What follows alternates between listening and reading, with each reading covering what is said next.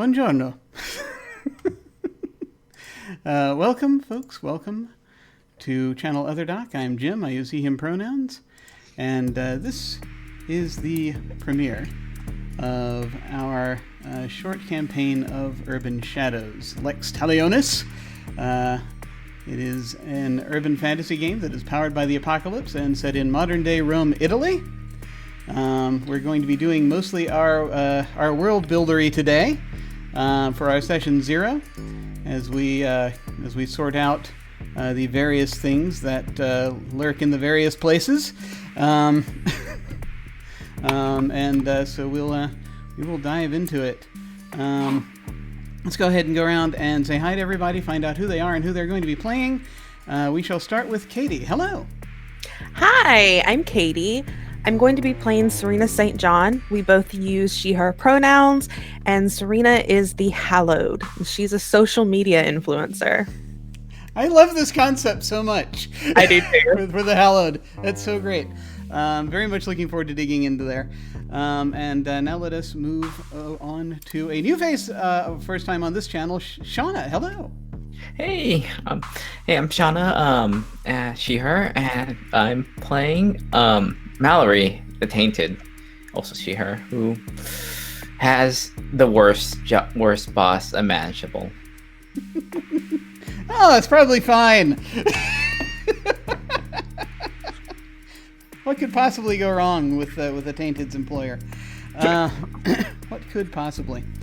And now let us move down to Alyssa. Hello. Hello, everyone. I'm Alyssa Sanders Lamilton. As you see me around, I am playing Emanuela Maddie Carangelo, she, her, for both of us, and I am going to be playing the Fae. I am so excited. Which I am working out what that's going to be like. I'm very excited for this. And finally, let us go over to Sara. Hello. Hello. Hi, everybody. I am Sara. I use she, they somewhat interchangeably. I'm Sara of Swords on Twitter and in chat. I am playing Kai, who uses they, them pronouns. And I am, to the shock of nobody who knows me, playing the Oracle. Kai is actually an Oracle. They do a lot with card reading and astrology, but right now they're really not having a good time. So, at all. Bit of a wild sketchbook situation occurring. So, this is going to be a lot of fun, especially just considering the. I will say I was kind of actually surprised. Well, when because I sort of threw. I gave everyone a list of different possible cities we might set this in, and when we landed on Rome, I was a little surprised, but it was I just started thinking about it, just all the different things that different ways that a lot of these playbooks can be interpreted in that context, and I just can't wait to get into it. So let us, like we do with other games on this channel, just so I can make sure I've mentioned this ahead of time, we're going to be using the X card, the N card, and the O card. So if we hit something that's crossing a line for one of us, any of us can type an X in the Zoom video chat or anywhere else. Or actually now also in the, I've got them now rigged to come up in the Roll20 box as well. So they can do that, or they can just make an X symbol, or they can just say, hey, I'm X carding this, and we'll back up and we'll do something else. If something happens that we're okay having in the game, but we don't want a graphic description of it, we can type an N in the Zoom chat and we'll fade to black on it or put it behind a veil. So it'll be there, but we won't go into detail. Finally, if we're exploring a topic or an area of roleplay that's particularly intense for us, but we want to keep going anyway, we can put an O in the chat to let everyone know that we're okay and that we're all good to keep piling on the drama. Something else we can do is put an O with a question mark after it when we're moving into a difficult topic, or we say or we do something and then think, maybe that might have been a little too much. Then everyone can respond to that, again, with an X, an N, or an O to let us know if we're still doing okay. We're also using the pause. Which is a very simple concept. It's, hey, I need a minute. If any of us needs to take some time, we can ask for a pause in the game while we discuss things, or just take a break for as long as anybody needs. I also did want to just give a quick content warning. This game may include supernatural elements, corruption, debt, intimacy, crime, horror tropes, noir tropes, and elements of the history of Rome. At any time, you can type the exclamation mark CW in the chat to see that. I just threw that chat command up there. There's also a link at the end there to the content warnings for the game in a little more detail, so you can look at that whenever you need to. Please remember, we do have an open door policy, which means that any of us and any of you can feel free to step away from this at any time that we need to. It's just a game. Mental health is always more important. Now, let us see where we are here. This is the first time I have been in charge of a game for a little while, so I'm going to do my best to remember how things work and try not to go mad with power. Not in the first 5 minutes anyway. And I am so pleased to see folks in chat. Hello everyone. And now let me go ahead and head over to my list, and we'll see where we are going with this. Let's see. I've got a few things that I wanted to talk about real quick with folks as we're starting out. First off, for folks who are not familiar, I need to actually pull up. Has anyone here played Urban Shadows? Anyone here not played Urban Shadows before? This is my first time playing it. First time. Ooh. Yep. Awesome. Cool. Katy might be the only one. Katy is my guiding light in all of this. Yes. Much like that. in real life, Katy is a guiding How light. does this work? I've never made a good choice in Urban Shadows, and I'm not starting today. You know what? I've chosen correct with that. I mean, it's fair. It's fair. That's very important. But yeah, no. Basically, this is urban fantasy. We basically are playing. This is a game that is about the intersections between, and interestingly enough, it's a game about the intersections between different supernatural communities and the communities that are aware of them. It's how they interact with each other, which is why everyone has a different playbook that illustrates, that highlights a different community. And so we're going to see what all of those various things do and what they are. So let's go ahead and delve a little bit deeper into each of these characters, and we can find out a little bit more. We'll do a quick pass a little bit as just sort of a few high level questions, and then we are something I've committed to this time, and I know we got a little bit of a late start, but we are breaking every hour on the hour for a little bit. And so we're going to do a little bit of an intro, then we'll sort of step away for a few minutes, then we'll come back and we'll do more. So we're going to go around, and we're going to start. Once again, I'm just going to keep going. I'm just going to keep going the same order I went before, just if folks are good with that. We're going to talk a little bit more about the individual playbooks we've chosen, and what's going on with them. So we're going to start again with Katy. Tell us a little bit more about Serena and some of your conceptual information here. Yeah, so Serena is actually very young. She's only 21 years old. And since she was 19, she has been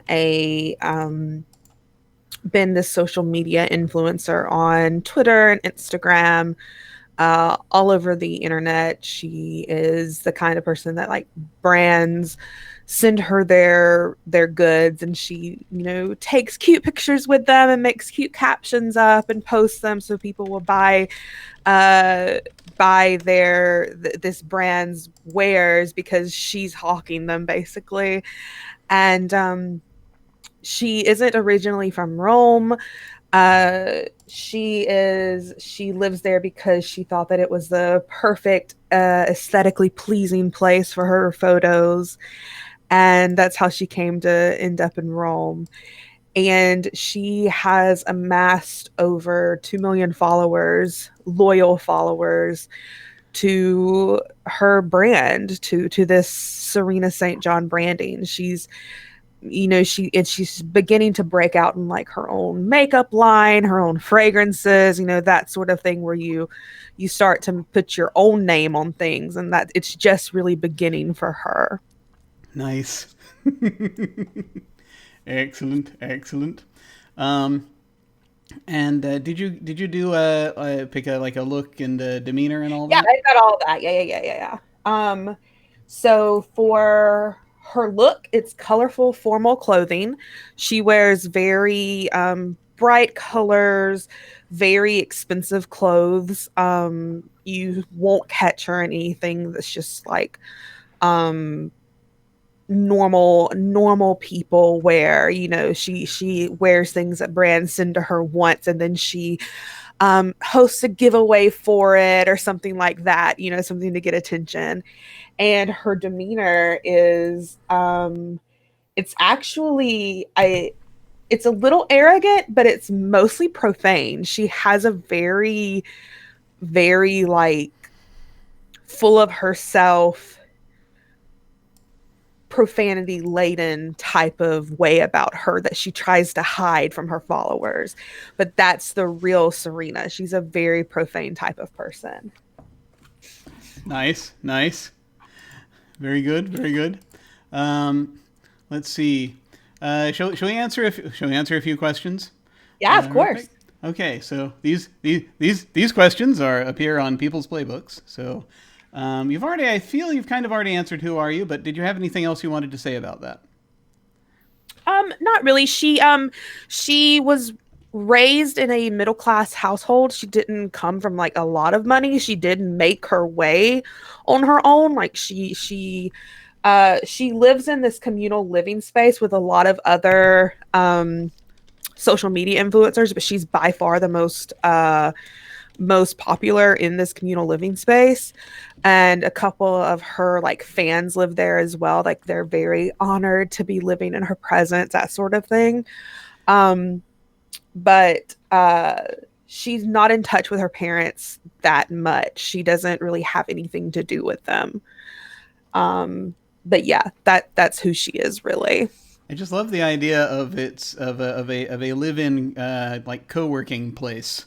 That's basically what it is. It's this big villa in Rome where these like social media influencers all live and are all taking the same picture basically in the same background, but people aren't putting two and two together. That is excellent. I love it. So about how long have you been in the city? Yeah, it's a TikTok house. That's what it is. It's a TikTok house. She's been in Rome since she was 20, so she's been here for a year, and she doesn't have any plans to leave. Excellent. Good. Because once you enter the TikTok house, is there really an escape? Can't get out. No, there's no way in. So this is an interesting question because I don't know if we've talked about this, but when did your faith first choose you? What are you looking at as your faith here? The faith is the admiration that her fans have toward her.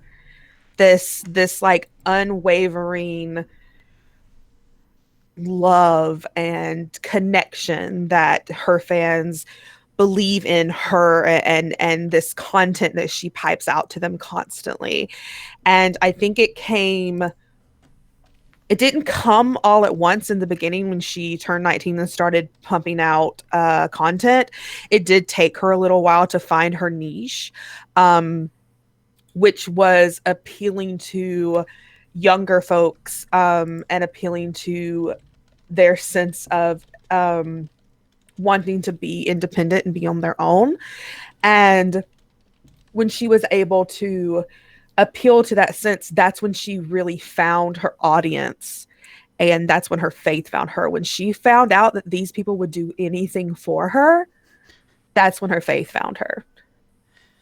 Oh, so it's more really just the faith of of just in doing the. What kind of content is it? I'm just trying to. Oh, it's wrap my head like around it. it's photos and videos. She is Yeah. selling things to them.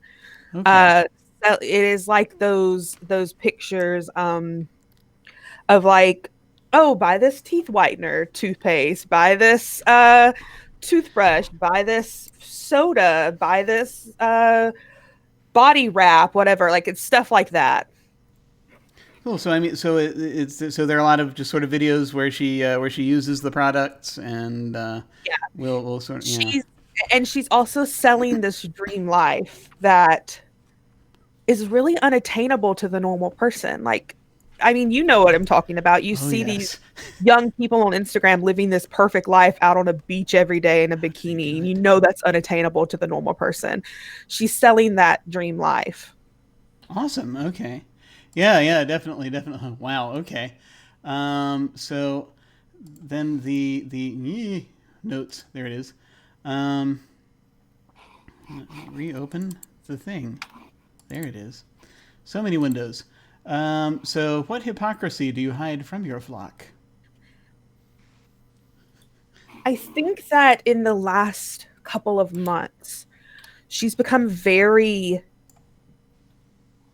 very distant from this life that she once really believed in. And she wants to break away from it. She wants to not be required to sell this stuff that she genuinely doesn't believe in. Like, she doesn't really believe that this tea will make you lose 15 pounds in 3 days. Like, she doesn't really have this belief in these products that she's selling. And she's sort of tired of leading these masses on and making them believe this lie that she has so perfectly built up about herself. It's just like she hides the real person that she is. She has this perfectly curated brand of herself as this nice, quiet, soft-spoken person, when really she is a loud, very dirty-mouthed, out there, pretty weird person behind closed doors. And she can't even show that kind of person at the place where she lives because she's surrounded by other influencers and fans. So she can't even be who she wants to be behind closed doors, really. And she's being very hypocritical by like telling people to be themselves, and she's not being herself at all. Yeah, she has become the product. Very cool. Yeah, exactly. Very cool. Very cool. And it says here, what religious mystery are you pursuing in the city?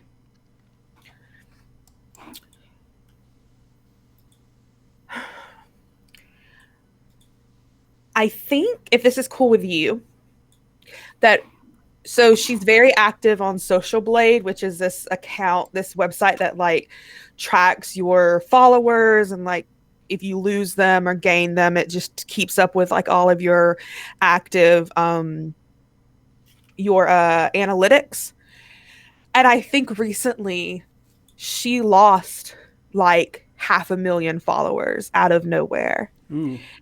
And I think she was very active on keeping an eye on followers who interacted with her all the time. Like, she was very good about responding to them and replying to their messages. And if they would like shout her out on Twitter, she'd shout them back. She was very good at responding.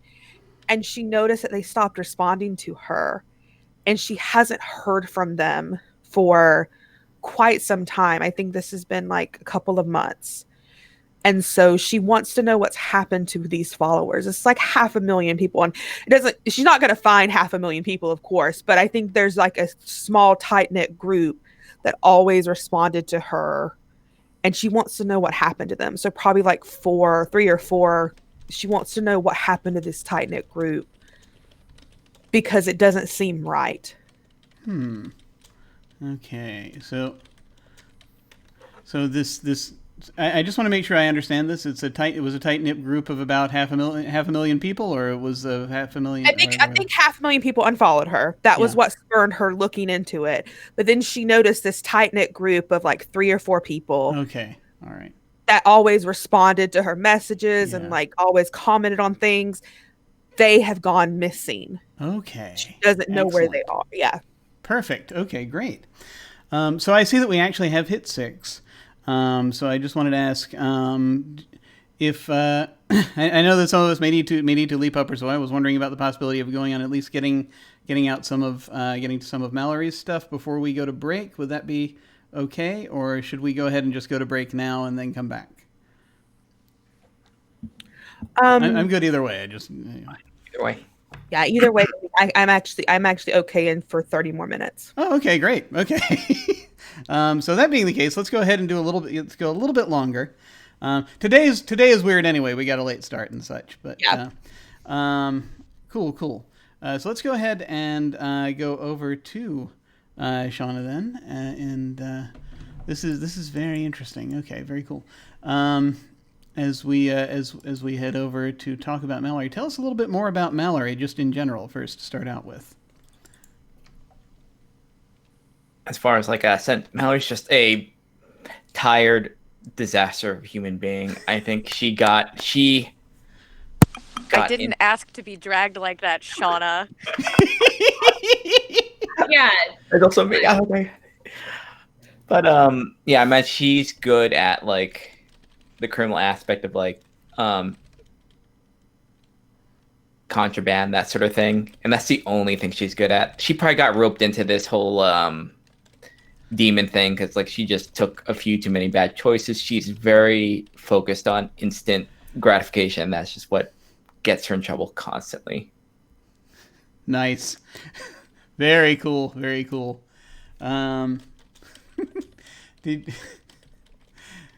you I'm just trying to, yeah, there's a lot, there's a lot of crime in the city that we're talking about right now, so I'm sure there will be plenty of opportunities for this to be a definite thing.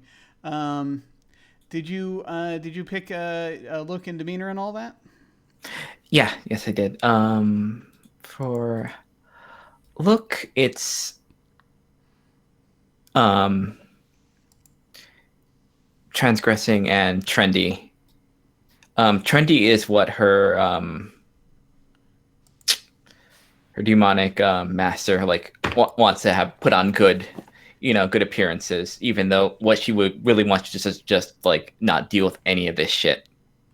Nice. But she finds like little ways to kind of rebel against that. And as far as demeanor, volatile, as she is a human being that is going on, let's say, single digits of sleep during the week. She has a temper, and that temper is like just afraid wire. Most of the time she's just tries to be a little more aloof, but there's just things that just she has a very hard time. Like she has a very bad poker face about what she's feeling. Excellent. So let's go over a few of these questions if you're ready. For the intro. Was there anything, first one is always, who are you? Was there anything else you wanted to say about that? I mean, she had to move around, I think. So I don't think Rome is not where she's from. So she's used to like either growing up or currently just burning bridges and just getting out of it before she has to deal with anything. And the fact that her demon is like a incredibly micromanaging boss. This is why she is just like run ragged, just has her doing things and just constantly tries to, you're not doing this enough, you're not doing that enough. It's like, just fucking leave me alone. I have a terrible curious about this, but we'll probably we're gonna. I have some more individual questions I'm going to be asking you. I'm going to ask everyone a lot of questions before this is done. But I have some more questions about your employer in a little bit. But the next thing we're going to ask is under the intro about how long have you been in the city? I think she's been in the city probably probably about a year. Okay. She was probably got in trouble, I think, in the last place, or this is what her demon wanted her to go. Demon has business here, so we have to go. We have to move here, and this is where we're stationed now. Excellent. And who would you die for? Looks like is the next question. And that is the problem at the moment. Nobody. Not even her demon. Not even her demon. She is incredibly selfish at this. And she knows she has to stay alive, or else that soul's not going any place good. Yeah, that's fair. That's very fair. If you can get a debt on your demon, then that'll probably help. But at least for your get out of jail free card for just a moment, or get out of death free card for a bit. But hard to say. And what is your daily release? Anything that just gets her instant gratification, get those endorphins. So music, drugs, when I dance with people, doesn't matter. She just needs to get her mind off of this terrible grind this demon has her going through. Yeah. No, understandable. And what do you desperately need? She desperately wants a way to get some sort of hold over this demon. Not necessarily hold, but just like get his hold loosened. Also not mess up, because I think at this point she is maybe not doing the best job. It's like trying to get that wire between trying to get something over this demon and not just like flaming out and just having this demon just like, you know what, new one, we'll just like toss you aside. Your soul can go to hell. Doesn't matter. Yeah. So you need to prove useful without without there being it wailing into you too much. Okay, cool, excellent. All right. Since we have a tiny bit more time, do we want to go ahead and complete this initial circuit before we go, or shall we go ahead? Okay. All right, we'll go ahead then, and I'm seeing nods, which is good. We'll go ahead and go there into over to Alyssa. So tell us a few more things about Manny. So, Manny's a fae, obviously. I think she's been part of the human world for quite a while now, but she's got the appearance of like a very hardy, like late 20s looking woman. Blends right in with just the Roman streets. She looks like she could have sprung up one day and just been Rome. But she actually spent a good deal. This is not the first area. She spent most of her time among humans in Italy, in various different time periods, and like has popped up different places. But this is where she's been for the longest now. And she really likes it. I've been deciding if I think she has a day job, but I couldn't decide if I wanted her day job to be that she's a hairdresser or a tailor, and I'm still going back and forth, but I figure one of the two of them for very high-end rich people. I just don't know if I want to go the hairdresser route or the seamstress route yet, so we'll see. Awesome. Excellent. There is definitely a market for that. The rich people have such a huge block of the city. I was kind of amazed. Well, just imagine the money you can get off of them for their fancy clothes or their nicely coiffed hairs and. and things, and also for like the operas and whatever else they do around the city. yeah. There's so much to do. I haven't decided yet, admittedly. It's definitely there are so many ways one could go with this. But did you pick out once again a look and a demeanor? Yeah, so she's fairly feminine, fairly like general femme in a lot of looks, but all of her clothing is rather expensive looking. Not like super flashy. Like she blends in pretty well with from what I remember from when I was in Rome, like people in general, just everybody looks like a supermodel and so well pressed. Even like people that are in a hurry and messy, it's like I will not even look that good on my nicest day. So she just, it's rather casual, but very nice brands, very expensive. Excellent, Eric. Excellent.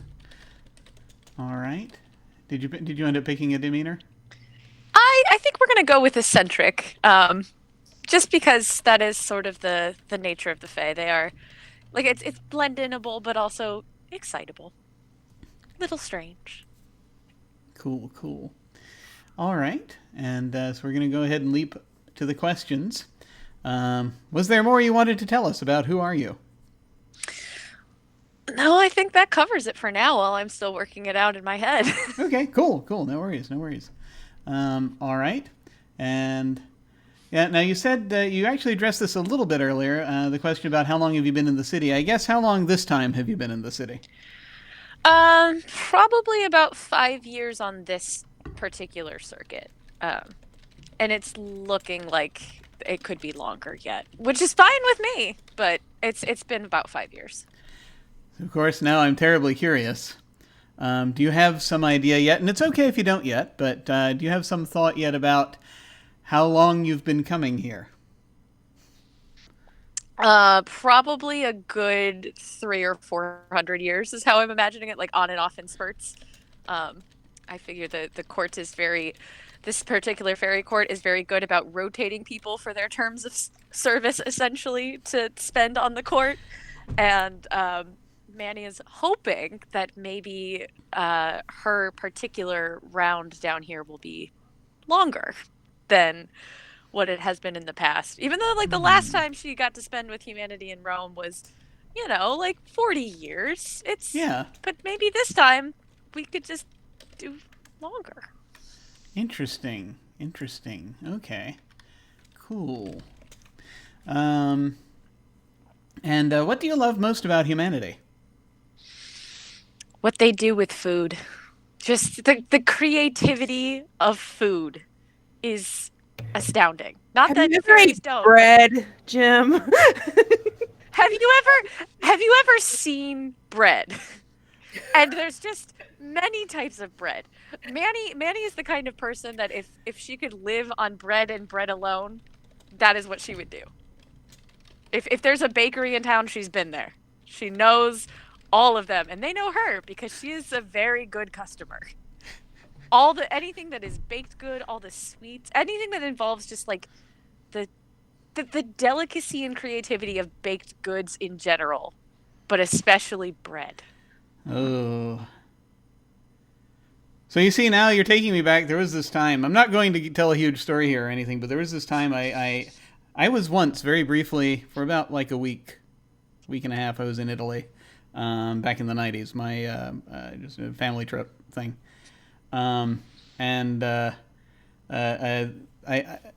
We went to San Gimignano, and I got to watch a pizza being made in this stone oven, and it was not anything like pizza that we have over here, but it was freaking glorious. Just the bread part of the pizza is something that I cannot even fully remember because it removed a piece of my consciousness and is sitting in there forever. Stuff's good. Yes. Food. But, yeah. That is the thing I love most about humanity is what they do with food. That is super valid. It is. I just gotta say. Yeah. It's not because I'm hungry now and also thinking about food. No, of course not. Of course not. No, this is a character. That's A right. choice. Only supernatural creatures worry about food. Yeah. Who is your closest confidant in the city? I'm imagining that there is probably one of the fellows, and like I said, I'm deciding hairdresser or seamstress, but somebody else that works in the shop as well, who's maybe not like if we're going the hairdresser route, she's less the she's more the face of the company and like the kind of person that talks to everybody. And Manny's more the I can do all of the things, and so I'm going to do all of the creative bits. Oh. But they're just like the kind of the two biddies you see in front of every single little Italian shop in anywhere in the world that are constantly talking and gossiping, and it's usually about nothing. This is 100% taken from how my grandmother and her sister were. Every time I used to drive my grandmother over to there, they would just sit, basket of snacks of some kind, usually homemade, big thing of coffee, and they would just shit talk everything. They had opinions about things I didn't even know you could have opinions about.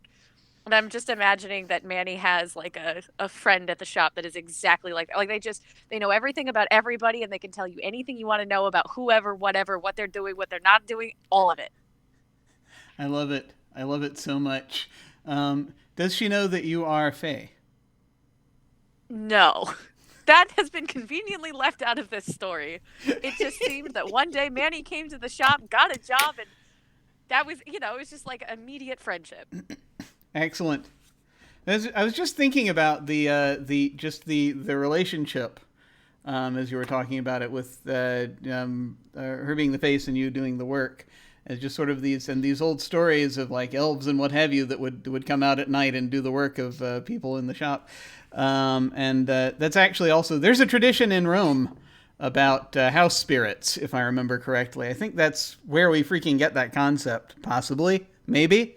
There used to be this thing that a lot of the houses were believed that they had the idea of spirits, which in some stories became like spirit servant type deals. But whew.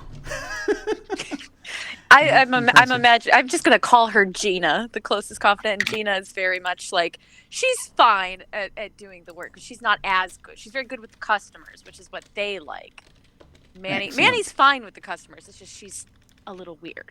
Excellent. No, that's perfectly fine. But the work is exceptional. Good. So final question on this round. What do you desperately need? Bread. No, I think realistically what Manny wants is she would like to be free of some of the court requirements, because as wonderful as it is to be Fae, it's also very taxing and exhausting to have to pick up, go back to court and spend your 30 years at court doing all of that, and then be dropped somewhere else and, get imbued in another place. And I think all she really, truly wants is to be let out of that requirement and get to have she would trade it all to have a mortal life, to just be a person in the city without all of the extra, just she's had her lifetime. She's good. Mm-hmm. She saw Verity, she saw Rossini, she saw all those guys back in the day. She's seen it. She just wants to settle down. Okay. All right. Good to know. Okay. So now we are going to finish up by going over this round by going over to Sara. Tell us more things about Kai.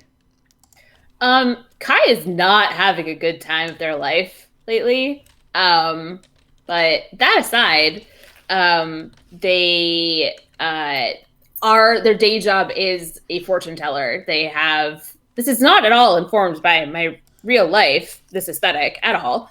They live in they've been living in the same crappy apartment forever, but have made it kind of their own with plants and lights and other things, and just wall-to-wall bookshelves, mostly of tarot, Lenormand, oracle, other kinds of divination decks. They use 4, but they have 9 bookshelves worth of decks, and that's not something I have at all. And they're in Rome because they studied abroad here in college, fell in love with it, dropped out and stayed. So they're 26-ish, so they've been here for about 6 years, have pretty well-established clientele for, like returning clients that they regularly read for and all of that. And things were fine. Things were totally okay until like 2 months ago for them. NRS says, thank you so much for the raid. Yay. How's it going? Hi. All right. Yeah. So things were going well until just a little while ago then, yes? Yeah, things are totally fine. They were going about their business. Had a pretty good business out of it, still do. And then 2 months ago, nightmares started pretty consistently. Visions of things. They have a sketchbook that they just sort of idly draw in, and it's gotten super vivid. And they are very confused because this is new. They're like, I know how to interpret the Empress and death and the 4 Pentacles and all of that. What the hell do I do with this? And it's a lot for them. They're a little overwhelmed. And they're also freezing cold all the time now. Interesting. Very interesting. Okay. Well then, did you pick out a look and demeanor and all that? So Kai pulls a tarot card every day, and then that's their gender that day. That's how they present. So it varies on a daily basis. How they present, just so completely ambiguous.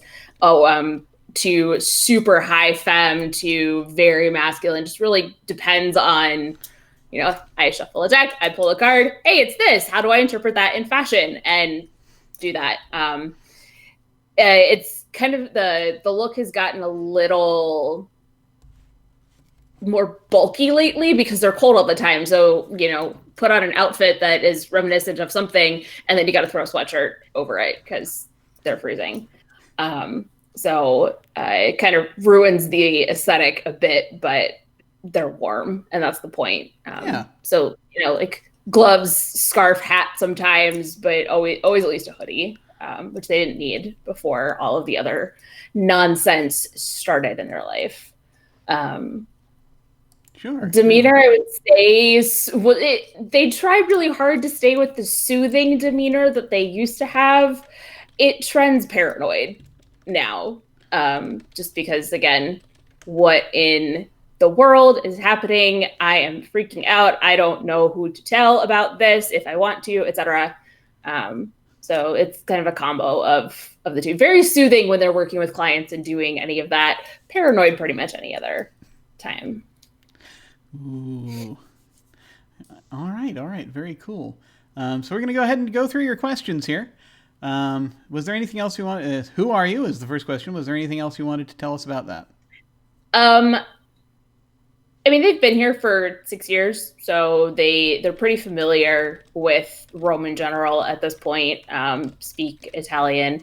Kind of estranged from their family. The family is not super happy about the decision to drop out of college and stay in Europe and not come home ever. Yeah. But that's what I wanted to do, so they did. And they cats follow them everywhere. They don't actually have a cat, but just cats show up. They feed them, and it's different cats all the time, occasionally on the fire escape and stuff. They don't actually have a cat of their own. There's just cats that just seem to wander in and out of their life on a regular basis. Cool. Interesting. Very interesting. Awesome. So the second question is, how long have you been in the city? You said about 6 years. Mm-hmm. And so we're good there. And how do you cope with the visions? Not well. A little better now that it's more of a consistent thing. After a couple months, it's like, okay, I'm just going to see weird crap on occasion. So they've started writing things down or drawing them as they see them in their mind. So again, the sketchbook and the journals have gotten pretty vivid, instead of kind of Dear Diary. Today I read for 4 people and fed 2 different cats I hadn't seen before. So things gotten a little vivid. They are not. They think at some point they might be cool with this, but they would really like to know what's going on, like why, because this is new. You know, it's not card interpretation and cold reading people. It's actual vision. So they're doing better than they were at the beginning, but not well. Yeah. Understood. So what are the nightmares like?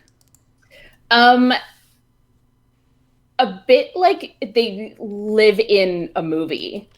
So sometimes it's an action movie that they're dreaming, and you know there's a lot of action and other activity that's happening. It's very vivid, and like they're not a passive participant in those nightmares. It's not like they're sitting back watching other things. It's you know, they are an actual person who's not them, almost like they're dreaming somebody else's existence, and seeing it through their eyes. Nice. All right. And what do you desperately need? A hug and answers. Oh. If you had to choose between the two. No. If I had to choose between the two, they would absolutely choose the hug. Like, just because they've got friends and they've got close friends in the city, but it's like, just screaming and confusion and terror and etc. So if they were really forced to pick between the two, that's what they'd pick. Totally fair. Awesome. All right, cool. So that's our first round, and there will be many more little rounds to come. But we're going to go ahead and we're going to take a quick break for a few minutes as we leap up and do various things. I'm not going to put on. I had an interview, but it's an older interview that I think I'll queue up for if we do another break today. So we're just going to go to the break screen for a little while, and we'll be back in 5-10 minutes, and do more of this. We will see you shortly.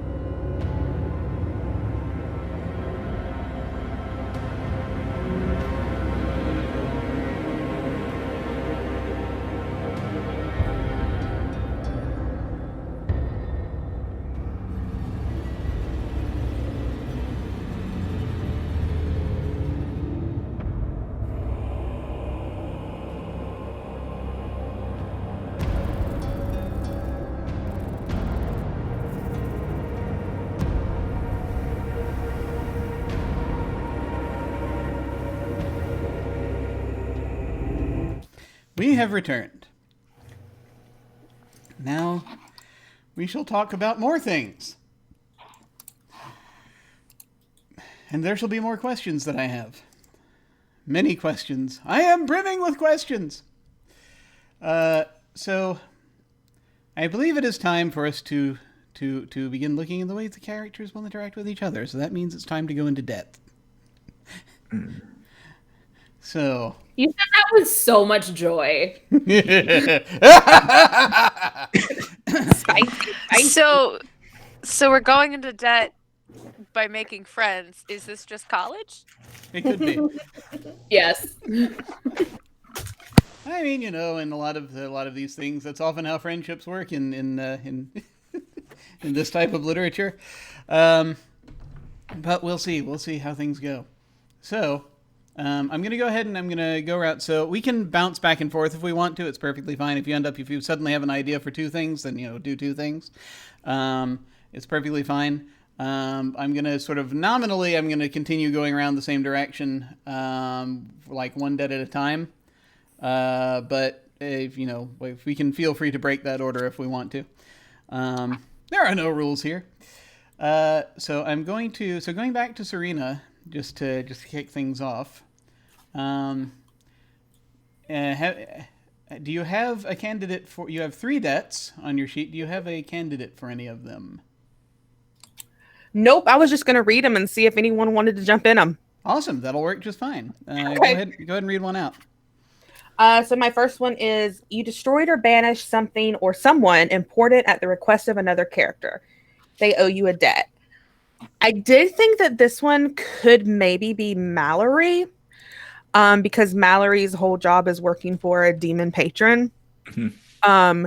And maybe Mallory came to Serena because this person wouldn't accept the deal that Mallory had. Mm-hmm. So the next best thing was, well, we have to get rid of you. And I think Serena destroyed their social reputation. And that's how they were banished and destroyed. They were basically their social reputation. They had no more social standing afterwards, if that's cool with Shauna. Yeah, that sounds good. Oh man. So, Shauna, what do you think? What do you think this was over? What bit of reputation did Mallory have that she does not have now? No. I did this for Mallory to an NPC. Mm-hmm. Yeah. Oh, format. Oh, that's right. Okay, format. Yeah. Sorry, brain. No, it's fine. So I have 2. I owe. So who's Mallory. Whose rep do you think that? Whose rep do you think was destroyed? Any ideas? And it can be anybody, or we can come up with it when we get to NPCs. Either way, but if you have. I like it being messy in the way that it was a chosen of another demon. That it was a rival to mine. And it's you need to get rid of this person. This person, I think they were trying to do the reputation, the popularity thing, to get that particular demon's influence a leg up. But that's cool. Nice. Oh, that's great. And Serena started spreading rumors to her flock, and with 2 million followers, those rumors got around really quick. There's also totally not an angry demon running around now. Yeah. Yeah. Perfectly fine. Was it for this was for a separate demon or a same demon? Oh, this is for mine. Yeah, everything is mine. Yeah, there is no freelancing. Excellent. Well, no, that was what I was wondering. I'm sorry. I should let me try to use the English language if I can remember it at all. Mm-hmm. Did this rival work for the same demon as you? No. Or did they work for a different demon? They work for a different demon. Okay, cool.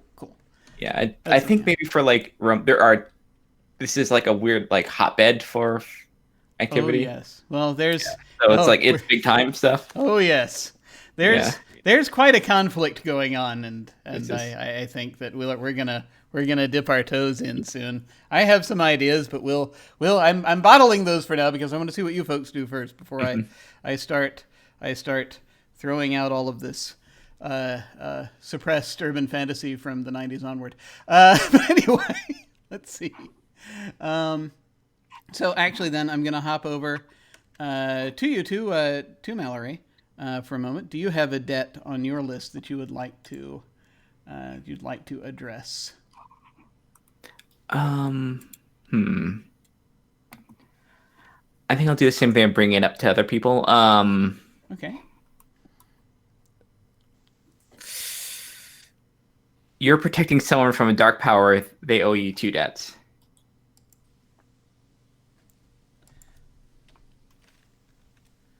Cool. Does anyone want to grab that one? Read it again. You're protecting someone from a dark power. They owe you 2 debts. Before Kai claims that, Jim knows where I'm going with this. Would the person you're protecting have to know what dark power you're protecting them from, or what that is? Maybe not at this point. Okay, because I was Kai's thinking got Kai too. Yeah, This sounds like Kai. I'm laughing, and I don't want to. So I'll DM you what the details Okay. are. With Okay, that. yeah.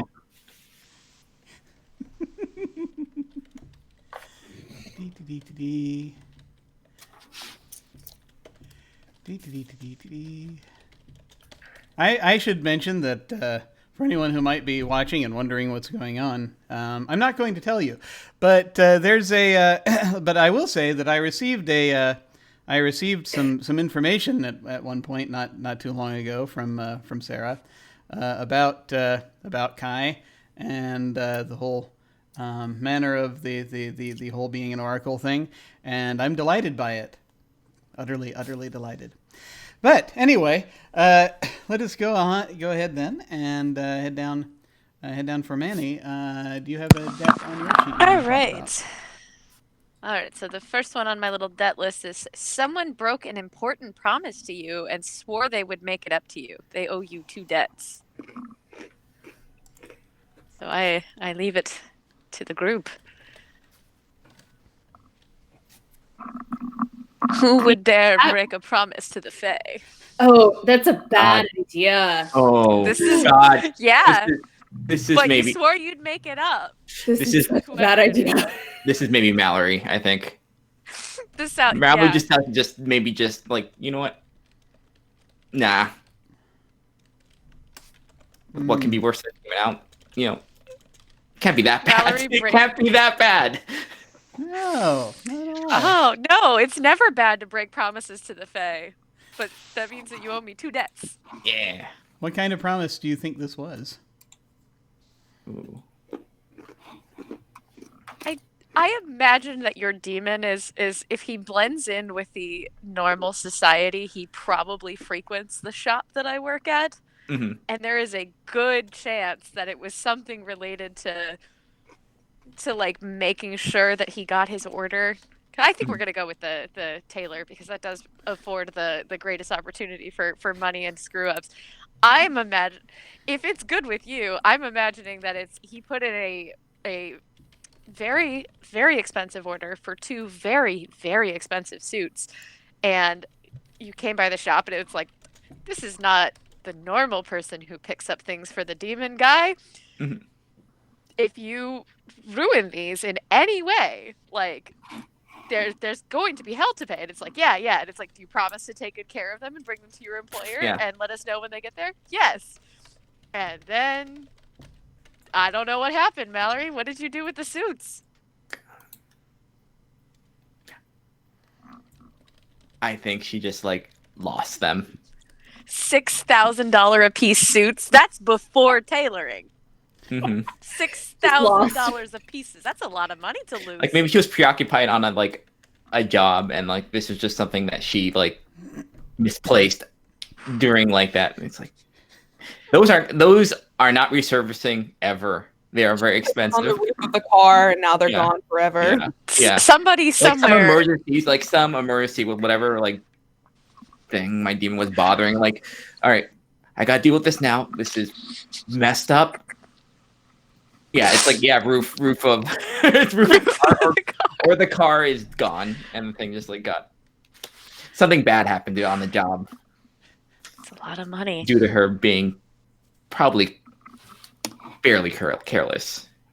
I imagine that the shop got a very angry call about it as well, and it's like, well, I gave it to one of your underlings, and your underlings said that she would take care of it.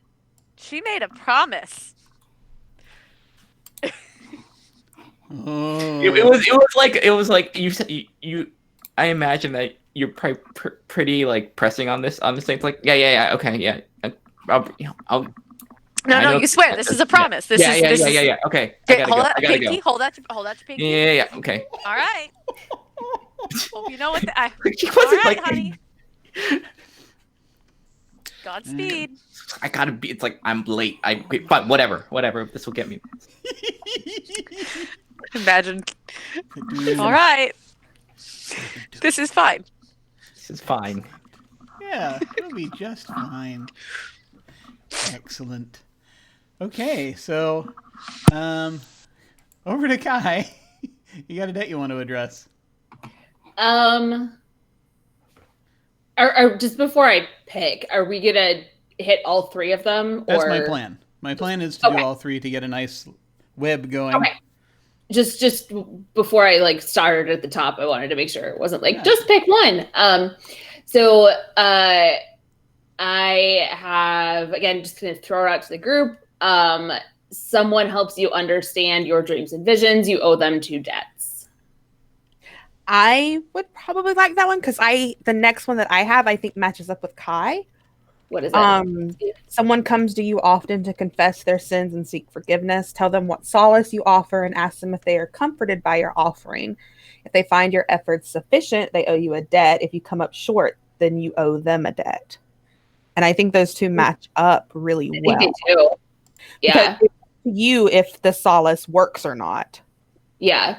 And I just to kind of throw like a connection in there, throw some flavor on that. I mean, Kai's been a pretty well-established like fortune teller and astrologer in the city for a while, so maybe that's how they met, the two of them, and then kind of became friends. I think that it's so. Cool. Oh yeah, it's totally cool with me. I think that it's so. I just keep thinking of all the selfish shit that Serena does. I think that it's so like selfish of her that what she does for them is the solace she offers is that she gives more business their way by like featuring them on her Instagram page. Oh, look at this. Look at Kai. They read my fortune and it's great. You know, like that. And, you know, I doubt that brings comfort to Kai. It brings business, which brings money, keeps the lights on. But yeah. Yeah. I like that then Kai has somebody to bounce like, hey, I had this weird dream about this, and Serena can kind of do the interpretation there. Yeah, I like the two of those combined. Awesome. So sorry, I owe you a debt, and then you owe me 1 or 2? 2. Okay, cool. Awesome. That worked out perfect. I have a follow-up question off of that now, and that is, does Serena believe that these visions are real or not? Oh, that's a good question. Good question.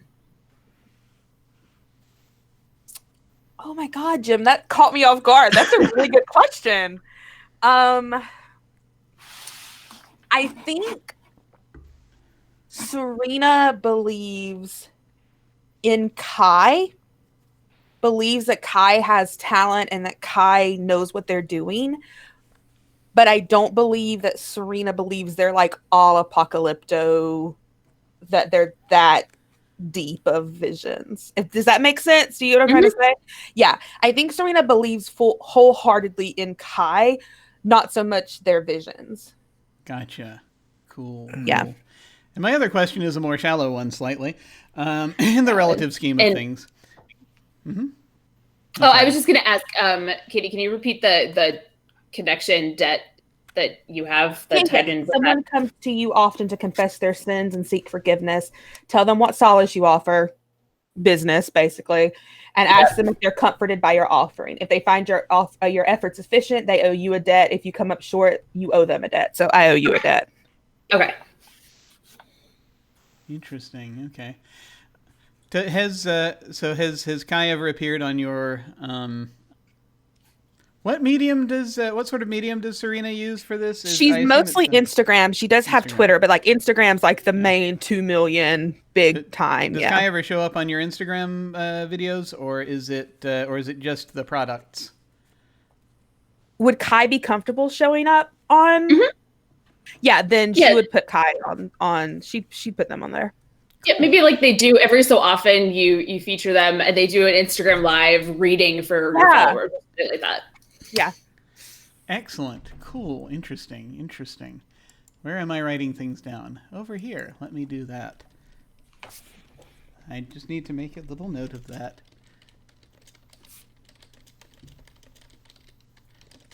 Excellent. Good. Live oracular readings. Okay, so the next thing, we answered another question for Serena. I'm just going to go back over to Mallory. Do you have another question you want to? Another debt question. Someone is trying to save you and keeps suffering for it. You owe them 2 debts. Sorry, the way that's phrased is just really beautiful. Can you read it one more? Can you read it one more time? Someone is trying to save you and keeps suffering for it. I think I'll. If no one has a qualm with it, I think I'll take it. Yeah, it's like it has the stinging of like, why are you like this? Everybody has that friend that is like, what? Why do you do the things that you do, and how are you still functioning in some capacity or another? How do you get out of the house when we were allowed to leave our houses with your shoes on the right feet? Yeah. How do you remember to okay. Oh, all right. I think Manny has seen Mallory just intake like a inhuman level of like energy drinks, anything like that, caffeine, and she's like this. That have you tried sleep? She gives you just. I think she would just give you like. Sleep. Okay, so that's a no. All right. Do you want this answer? Do you want this question answered?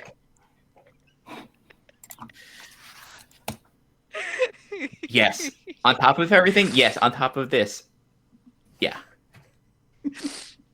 It's like it's the friends that go to the bar together, and one is like, okay, well, we still have to be able to we have to be sober enough to call the Uber to get home, and you are on the table, fully just trying to be Coyote. I like that. What was it? Manny kind of like the face stuff.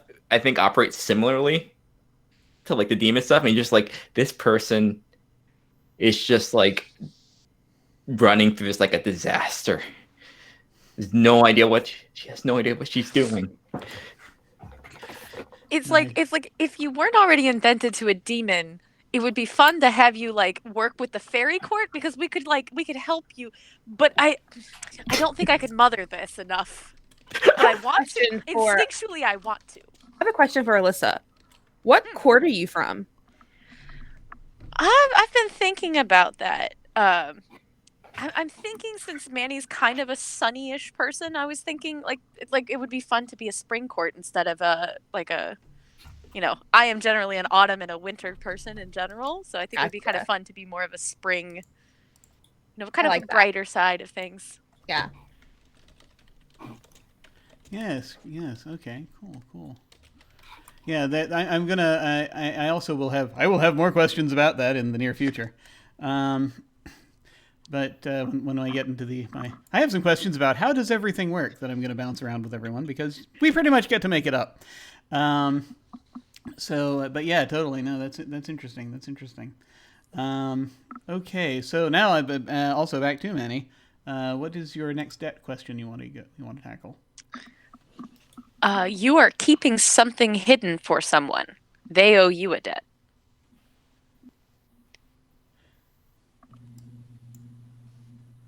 So I'm keeping something hidden for...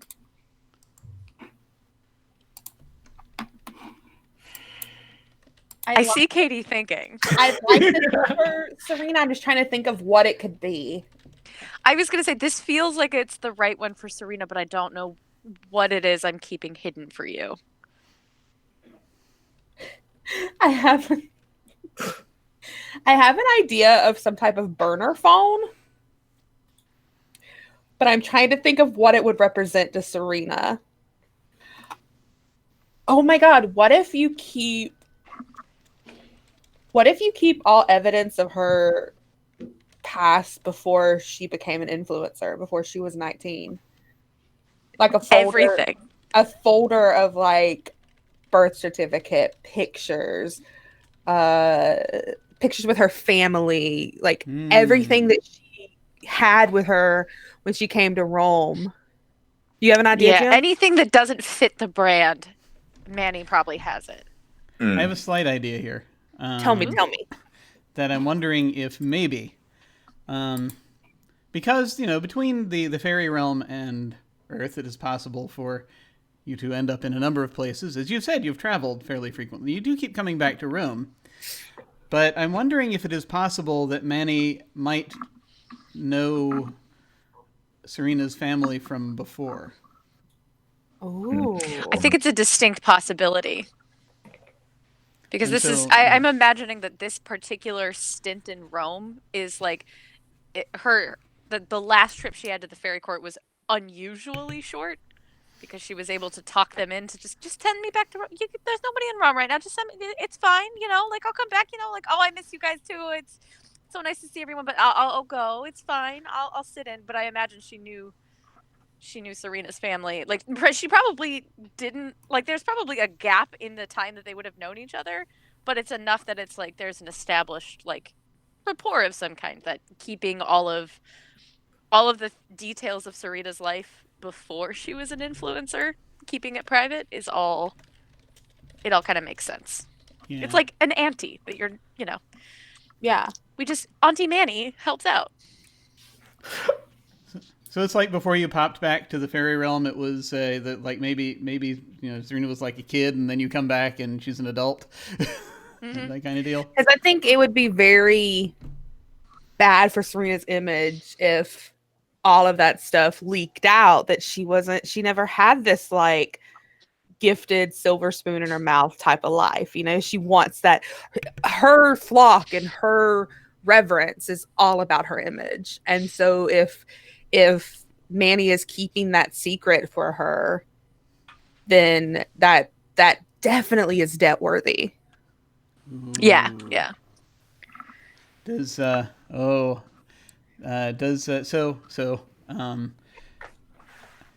Serena, just to be out of curiosity, basically as far as Serena's relationship with her parents goes, does Serena have an okay relationship with her parents? What do you feel? She didn't leave on bad terms, but she hasn't talked to them since she's been in Rome. Okay. All right. I'm wondering if Manny has talked to them since Serena has been in Rome.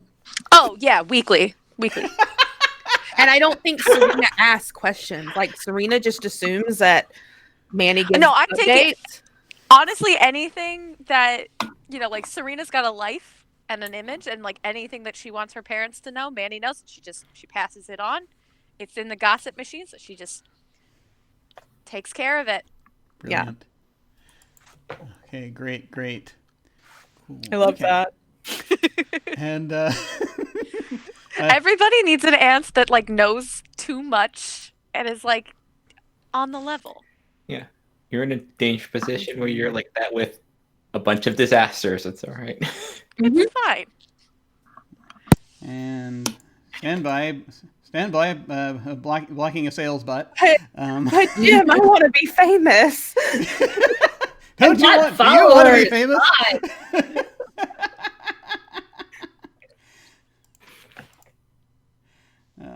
Okay, there we go. Okay, and yeah, trying to sell fame. There we go. Okay, submit report. There we go. Okay, and block. Okay, there we go. All right, excellent. So, sorry. There'll be other chances to be famous. But now let us go over to Kai. What's your next debt you want to talk about? I have had a dire prophecy about someone, but I don't know how to help them yet. I owe them a debt.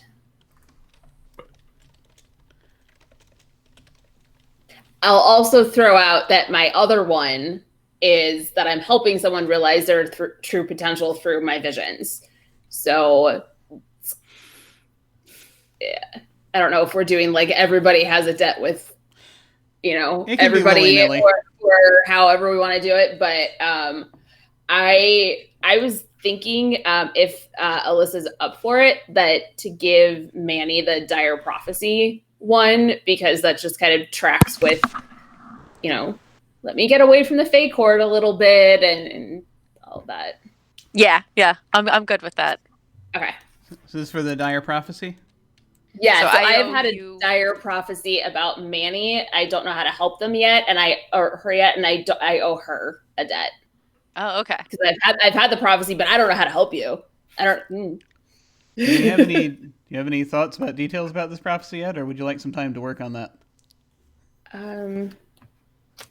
I think some time to work on it, just Okay. to kind of figure out how that all fits in, and Alyssa and I can talk offline about Something that. terrible Yeah. is going to happen. Yeah, Manny gets this phone call in the 4:00 in the morning of like, so. I appreciate And then it's just like after they get the hey, so it's just like 30 seconds of silence until Kai realizes that they need to actually finish the sentence. Nice. I'm a fae, not a mind reader. You're gonna have to be more specific. Sorry. So awesome. Okay, well, we're going to go ahead and do our last ones. I will point out these can actually also be with NPCs if you want. It's not a big deal. Also, there will be more opportunities to link up, do character background links because there are more questions coming. But that said, I'm perfectly happy, and I actually do prefer it if it's PC to PC. But like I said, if you see it bunching up too much and no one seems appropriate, we can always create a person if need be. That said, for Serena, what is your last debt that's on there? Yeah, mine is someone is intimately engaged with a member of your flock, but you doubt they have your followers' best interests at heart. They owe you a debt. So I think I have Manny for that one because that's my last one. All right. Tell me some more about this follower. I think they're one that lives at the house, which would make sense because you're probably around at the house a lot. Oh, absolutely. Checking up and things like that. And I think they're relatively new. Like they've just sort of joined the flock. And how likely is Manny to collect like boy toys and things like that? It's known to happen from time to time that Manny will collect various different, there's different collections of people. There's disaster children collection. There's people that there's the food makers and the bakers and things like that. And then there's, interesting romantic things can go over in this bubble. Yeah, so I think that like My phone is ringing. I apologize. I'm Okay. sorry. No, do we need to hop over to someone else? No, real I'm quick? not. I refuse to answer a phone. If you call it a landline, I will not answer it. No, I refuse to answer What are it. you calling from the 1980s? What are you calling a We landline? only have one because I live with my grandmother and she refuses to get rid of it. If it's important, they'll call back and then I know it's important. Anyway, I think like Serena saw you give this person, I think it's going to be he, him pronouns, saw you give him eyes and she was like, oh no. Oh no. And can work on name and everything later. But just like that's gonna distract him from the work I need him to do to like bolster my image and my brand because he's gonna be so obsessed with Manny. So yeah, I think that you Faye problems. that. Yeah, Faye problems. Faye problems. I don't mean to cause obsession. It's just it happens. It just happens. I don't try. I don't try at all. It's just, it happens. Awesome. But he looks like he's like a little piece of chocolate, you just want to take a bite out of him. I'm imagining, this is one of these model people you referred to earlier as the whole everyone is a model in when you walk through the streets of Rome type deal. Yeah, well, it is part of the reason to come back. There's so much available.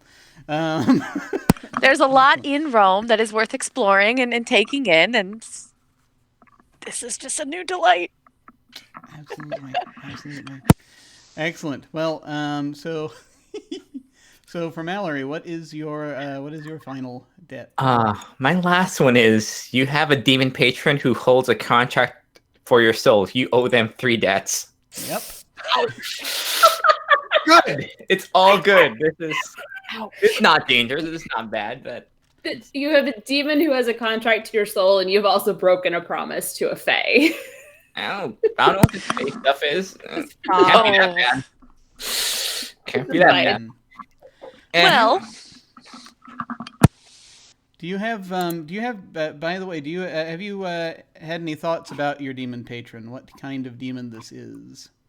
Or anything like that as of yet. It's okay if we don't have it yet, but I was thinking this is more of a scheming demon, that sort of thing. Very good. This is probably how Mallory got kind of roped into this.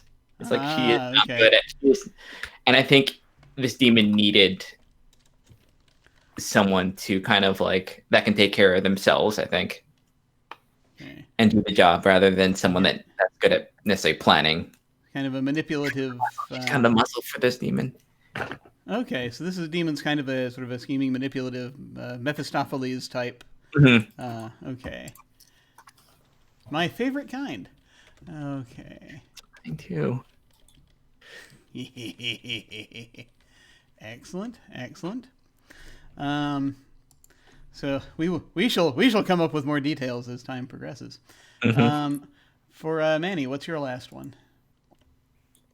My last one is you entrusted someone with a dangerous task. Ask them if they succeeded or failed. If they succeeded, you owe them a debt. But if they failed, they owe you 2 debts. So who did I have do a danger thing? That's a good question. How are we defining danger? Like physical danger or just don't bring a Ouija board into the house kind of bad idea? Which I guess is physical danger, could be, but I'm kind of imagining maybe more like dealing with a representative of the court that I didn't want to deal with. Maybe throwing off the scent a little bit, potentially upsetting a fae. Like that level of it's got to be risky enough that if you succeeded and I got away from whoever this other fae is, we'll call them Jerry, because whenever I can't think of a name, I call them Jerry. That's fair. Or Jerry the fae. Jerry. I imagine Jerry is your typical bureaucratic fae in that he's very invested in what the court is. And what trying to get you to sign official paperwork of some sort. Yeah, I need to sign in triplicate forms that say that I am extending my time on Earth, and I don't really want to deal with it right now. So this somebody... is another spring type fae, basically, who's Yeah, on your yeah. team, as it were. Yeah, Yeah. we're supposed to be, everyone in the Spring Court is family, and we all get along, and everything's great, except that it's not. And I don't really want to deal with Jerry the Fae. Backed myself into my naming corner. My favorite place to be. See, just the fact you've named him Jerry, and now I'm getting images in my head and mixing that with Roman mythology, and it's very strange. Just seeing a very short person in a well-pressed suit. The pocket square. It has to match the bow tie. It's definitely a bow tie. Jerry is absolutely a bow tie person. Oh, yeah. In many ways, it's the bow tie that's really in charge, actually. I would say. Yeah, that's where all Jerry's the just real power transporting is.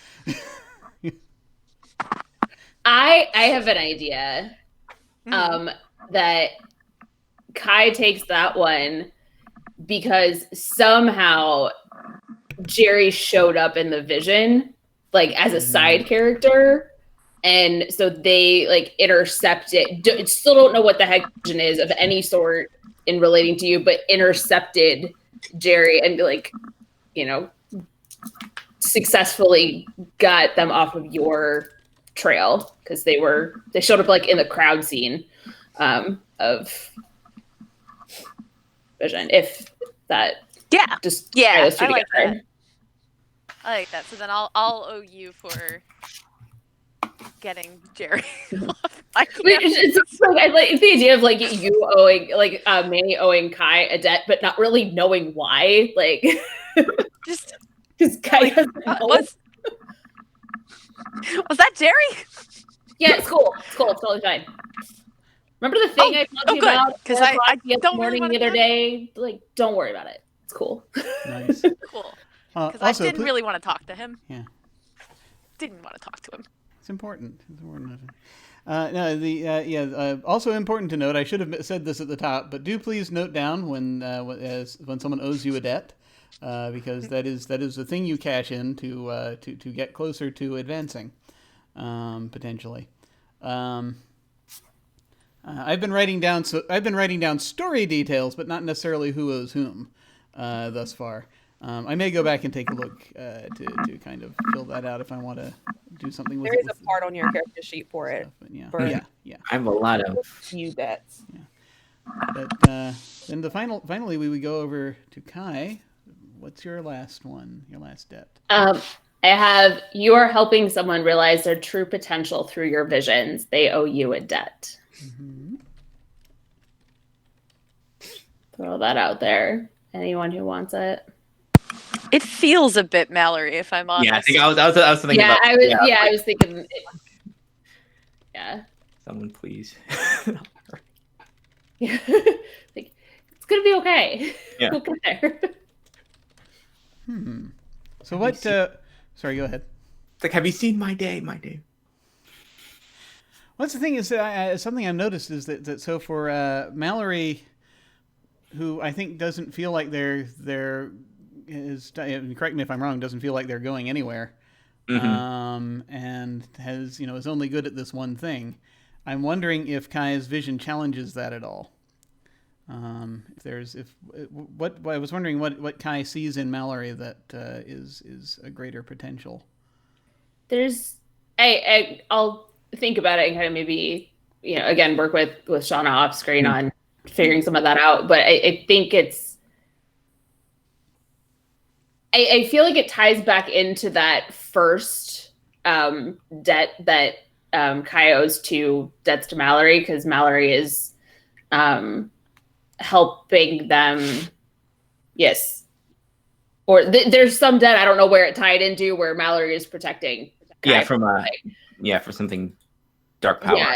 That there's just something where Kai like picks up on that and is like I don't really know what you're protecting me from, but you're doing that, and you could you don't need the micromanaging demon boss, kind of potential there. Cool, excellent. Yeah, I do like that fact that someone's like kind of like maybe like looking out for her. And depending on what mood she is, she can just be like, whatever, or just honestly, or just be like, more receptive, but just depends. Like, you never really quite know, depending. Yeah. Sometimes Kai just sends a message like, hydrate. I love it. It's just that one word, haven't spoken in 2 weeks, just hydrate is the entire text message. You get that thing where it's like, it hasn't been looked at for like 2 or 3 days, like, oh no. Yeah. Okay, so I had some how do things work questions, but I think I'm going to save them for the end, just for the purposes of time, just in case. So, like, if we end up having time for them at the end, I will I'll dig into them. But I do want to make sure that we get to stuff about the city that we're going to put together. Let me just, once again, I'm going to ask a couple of time-related questions now. First, real quick. We are coming up on close to an hour since we last took a break.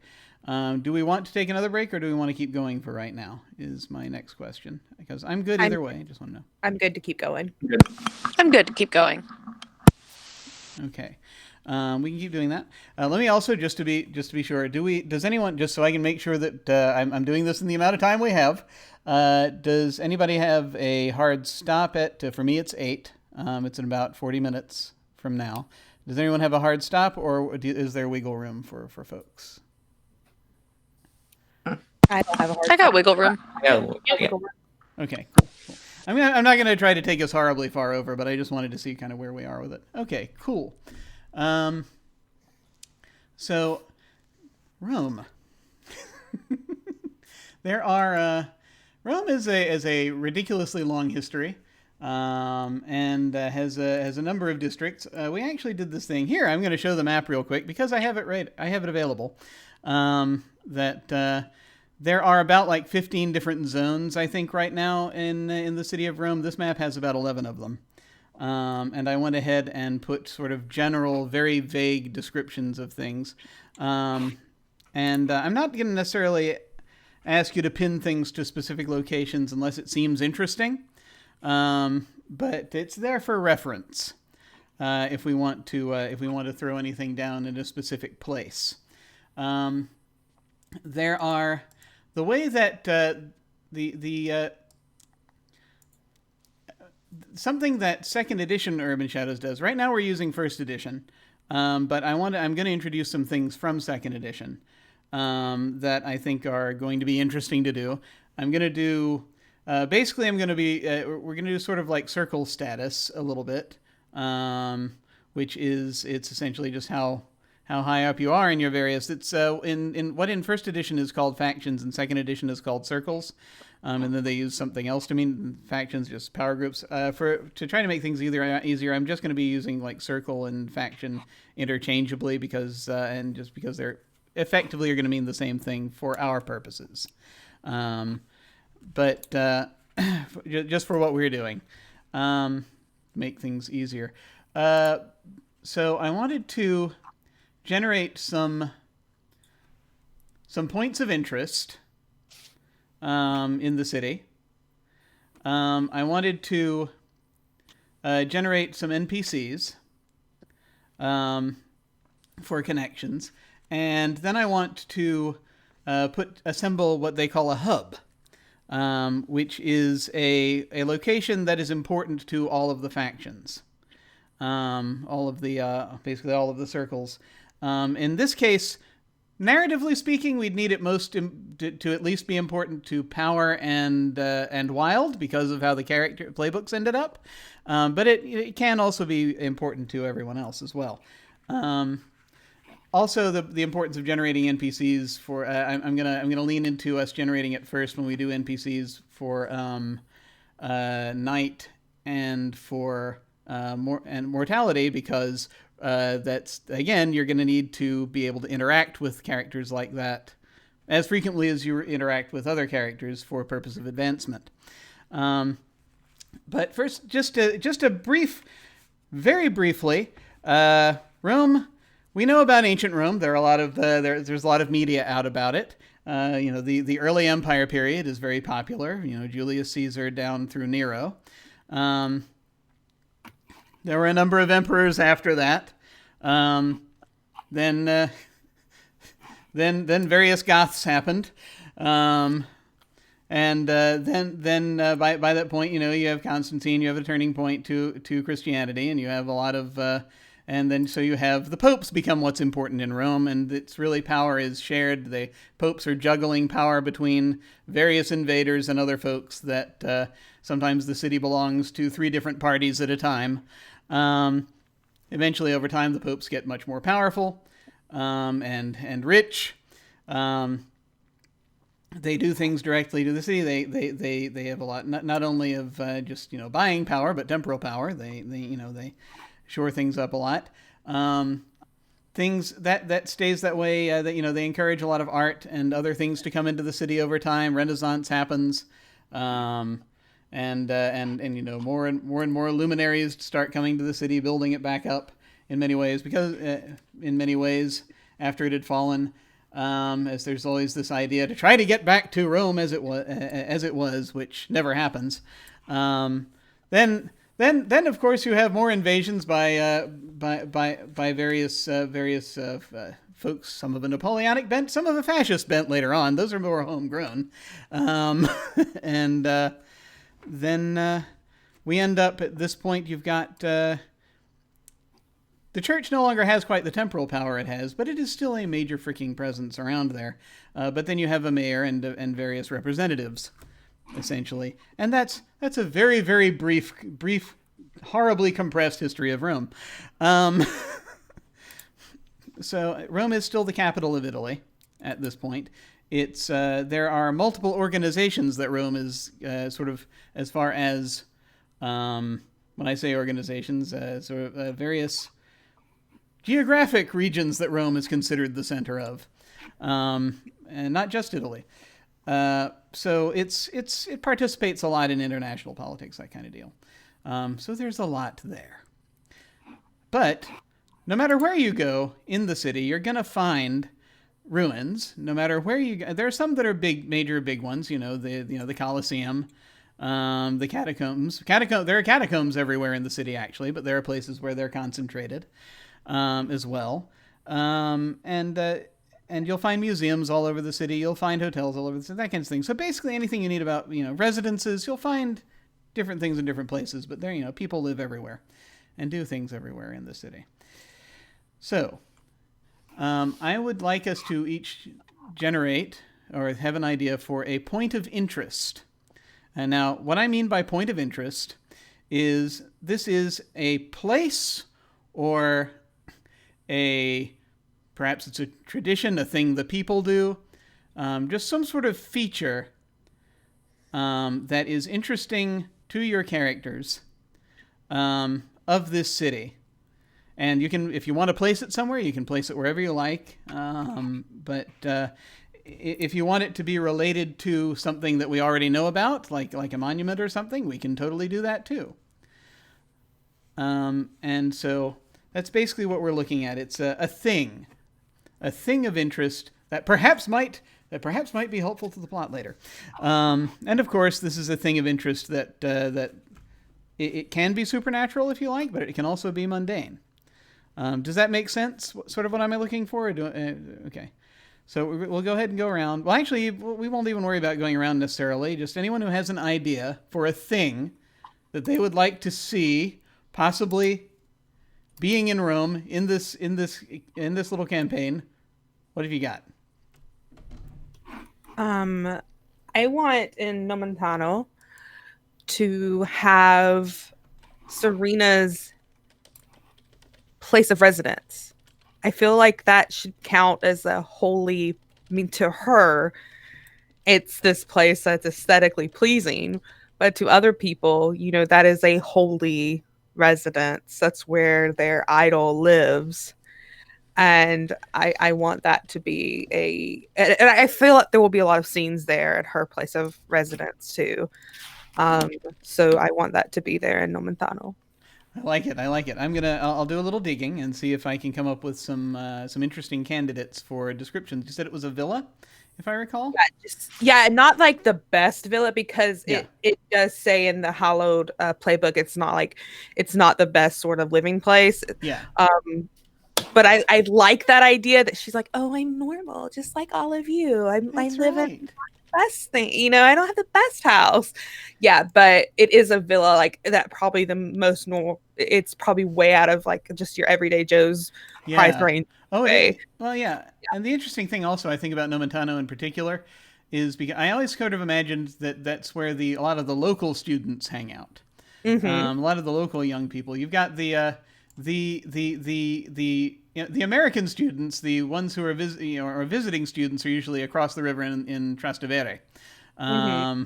But and the ones spending the big money. But these are the ones who you've got a lot of the local flavor and such, which is, I've got to say, probably great for your Instagram, because you're finding all of these little hidden nooks and stuff. Yeah, because that's what she wants to be seen as a local. She wants to be like, this is her home. So yeah, I really like that. Excellent, cool, very cool. So you have all these worshipers, as it were, showing up where you're there with all of these other social media influencers who are hanging out in the street market, taking selfies with people like, oh my God, Serena St. John, Nice, excellent. So cool. We'll see if there's see that as a place of interest, and perhaps a place of power. We'll see. Let's see. Does anyone else have an idea for a point of interest they want to have in here? I did. Literally 5 seconds ago. Totally contradicted everything I was going to do with Kai and how they do reading. So we are doing this on the fly. I was thinking that Kai doesn't do readings in their apartment.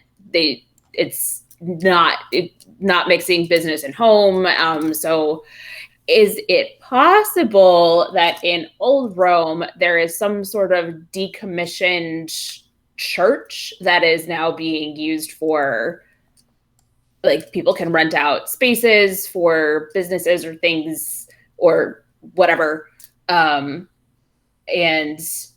that is where Kai does their readings for their clients in that. So it's old church of some sort that has been decommissioned. It's not the right word, but no longer in use for religious purposes. It's absolutely, but it still has the whole aesthetic, stained glass, like arches. Like it has like the aesthetic down point.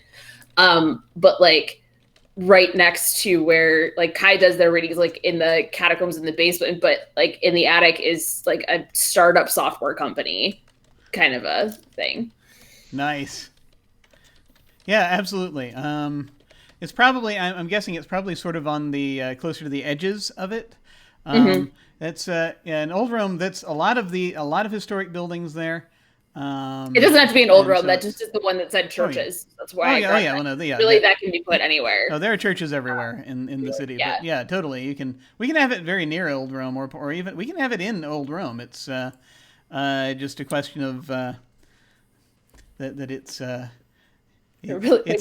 closer to it, the more interesting and significant it gets, depending on where we put it.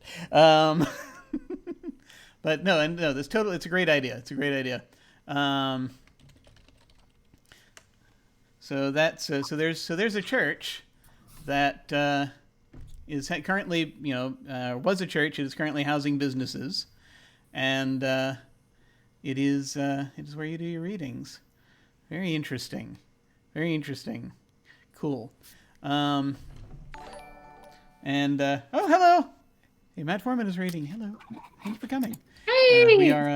We are doing some bits of world builder in our session 0 here. Does anyone else have a point of interest they want to throw in? I think we have to put the shop somewhere. I'm thinking there's this lovely little intersection that would put it sort of near. It would be in North Center. It's like for sure in North Center, but it's close enough to like the modern center in Nomentano that it's like it's very hip, still very shopping, but it's very much like, oh, you gotta like this is like no prices kind of extremely expensive alterations and things like that. Yeah. Custom garments, the whole set of it. And I think it's one of those places that it's like you can almost smell the money that is needed to shop in this place just by walking past it. Like it's very like dark wood kind of facade front and like the very like sort of like curtained windows. Like it's very it looks so much more mysterious than it actually is because it's just a normal sort of shop on the inside and actually what you expect of tailor and seamstressing and all that kind of thing. And the back where Manny actually does her work is actually fairly bright and there's like lots of little plants everywhere. She's got all of her, she calls them her children. Oh, my children. They just need water, little water for the children. Which is they're 100% imbued with Fae nonsense, and that's why they're still like healthy even when they're out of season. Which is the direct opposite of me when it comes to plants. I have the blackest thumb when it comes to plants. Manny is just everything is perfect. So her children are back there, but it's it's the shop that gives you the champagne when you shop there. Everything is very expensive, but it's also like there is an alley off the side that like if people want to come visit and they don't want to go through the front of the shop and get like the kind of looks that Gina would probably give as sort of sales rep on the floor, then they can come to the back and in the back. Nice. Excellent. Cool. And Shauna, did you have an idea for a point of interest? Did you mute yourself? Huh? Testing. Uh-oh. I can hear everybody. Can you hear me? I can hear you. Oh no, I think it's my end. Hold on. Yeah, I can hear you. Yeah. Oh no. No. Okay. Can you hear us? Now I can hear you. Trying to Okay. communicate. I don't know what happened. If It was you like can the hear world us, give us a disappeared for a second. It sign. was very weird. Excellent. Okay. Here. All is well. Ah, good. She can hear us. Okay. So yeah, Shauna, did you have an idea for a point of interest? Yeah, I think in Trastevere, I think she's gonna have a club that she goes to because it's close to where she lives, and if she's gonna go out, she has to kind of go out someplace that's close by, or else you're gonna spend a lot of time traveling, and then by the time you're traveling, my patron comes calling, want me to do shit for him. Yeah, definitely. And it's also maybe it's a little run down, it's a little seedier. It's a little more like people that aren't locals necessarily go here. So it's maybe the opposite of what I have a feeling that Serena set would not be caught dead anywhere near this place. It's almost like rival gangs in some ways. It's something that kind of reminds her of home and stuff like that. Cool. Now, I just want to mention that we don't have to name any of these places now, but you folks can also think about what you want to name these places, and we'll sort of workshop it over the next week and sort of figure that out. I want to recommend a potential point of interest, as it were, about the city. And when I say point of interest, I mean something absolutely terrible. That I feel like... So I have a thought, right? That I have to get out at some point, and I'm going to get it out now. So I feel like... So there is this major freaking... This place that could qualify as a major freaking hub for hunters. For, the world. It's its own separate country. So I do not have to recognize their authority. It is its own separate country. My thought is that they probably will... I feel like they tend to try and crack down on things I think there's an agreement of sorts, perhaps a very thinly held agreement between the west side of the river and the east side of the river, of the Tiber. That the Vatican will tend to crack down on things they find happening, or their agents will, as it were, definitely within Vatican City, which is their country, but sometimes stuff on the west side of the river. Mostly, I'd say in the north area and in Vatican City. Maybe Trastevere, it's easier to get away with stuff, but they also kind of do sort of claim it in terms of, like, you know, sometimes there may be nights when the hunters are out, is all I'm saying. Various church-associated hunters. But on the east side of the river is where most of the things that hunters do not like will congregate. How do we feel about this idea? This is good. Mm-hmm. Yeah. I do like the fact that this works for I was thinking about Mallory, what her job is. One of because it gives you two options. One of them was demonic contraband. I think having it so close. Yes. Yeah, so that totally opens up an economy for you there. You just got to smuggle stuff across the river. And the important thing, something I expect that your patron has told you many a times, if you're going to cross the river, do not use the Angel Bridge. Mm-hmm. How often does Mallory actually listen to that argument, though? Yeah. If it's bad, she won't do it again. So it's a very fast and effective way to get to the Vatican from, I believe, Old Rome is where it comes. Actually, I have to double check which bridge is the Angel Bridge, but it's the Bridge of Angels. It's a bridge, and it has every few meters there's a statue of an angel. Yeah. On this bridge. Although, this is maybe one of the few times where she will listen because, this is maybe real bad. And it's just it's church stuff. Yeah, it's a big deal. But I feel like that's probably it's just that, and it's even not like your boss is necessarily going to get upset with you if you do it per se. Mm-hmm. You get the impression that he's telling you this for your safety. Mm-hmm. Okay, very cool.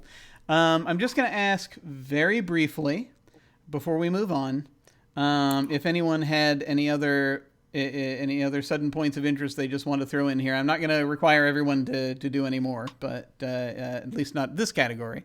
But if anyone had any sudden thoughts they want to throw in, it's like, we must have this in the city. We can, general, because of Manny, I think we need a bakery somewhere. I don't think it has to be specific. There has to be an awesome bakery. Place of power, but there needs to be something. Oh, it's a place of power, all right. It's a bakery. There is at least one across the street. There's probably several. I probably know where all of them are in relation to all of you, like where you live.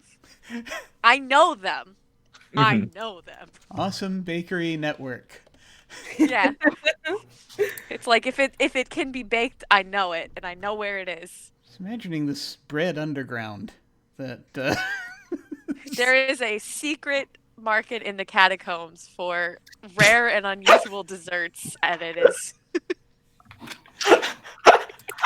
The problem is, in many ways it's left over from a ritual that where you would carry these things into the catacombs and leave them there, and it's just the network's there for that, and it's sometimes every now and then you just have to leave. You have to leave a croissant out somewhere, and I'm imagining there's like a place that people go in Rome, like, and we don't have to keep this, but I just have this really silly idea, and I'm gonna get it out of like just like a little place that is like a little, like somebody has made a fairy garden, and it's been there forever and ever, and everybody has stories about it, like mundane local mortal stories about, oh, if you leave a little sweet or something, leave a little treat for the fairies, and they'll bless you, and it's like. Actual fairies just go, and it's like, hell yeah, snacks, hell yeah, free goods, and it's like, yeah, maybe I'll leave a little, you leave a little a thing for their fairy garden, but for the most part, it's just an excuse to get baked goods out of everyday people. Absolutely. Very cool. Okay, so I'm going to go ahead and, if we're good, I'm going to go ahead and move us to the next bit, which I will, as soon as I hit the right tab, there it is. Okay, we're, the last city detail thing I kind of want to throw in here is, we need, for the city in general, I would like to generate, before we get to the hub, which we'll talk about for over a few minutes, there need to be in the city, I'm going to, turns out that's going to be 4 NPCs, 2 of them associated with night, 2 of them associated with mortality, that you folks are familiar with, conversant with. There might be debts back and forth with them, but the reason I want them in place is, again, to help out with the communication of things. And this is a game where you can just make up an NPC on the fly. You can just go looking for someone, and that's there. That's fine too over the course of the game. But just I figure it would be good to have those that in place to create a sort of a framework that'll help us out with what we're doing. So this can be anyone in any order, but if each of you, I'm probably going to say if each can come up with one. That would be a thought. So the night faction is going to be your vampires, your werewolves, your specters, and creatures of the night. Your mortal faction is going to be people who know about the supernatural. So humans, but so these are various investigators. You have veterans, of course. You have occult traders, people who do various things. They have various businesses involved with the occult, and hunters, of course, also very popular. So, are there any thoughts about? This can also be something we can just sort of sit and stew on if we want to. But I was wondering if anyone had any thoughts about any NPCs they want to throw in here from those 2 factions. I have a dumb idea. I love it. Excellent. Those are the best.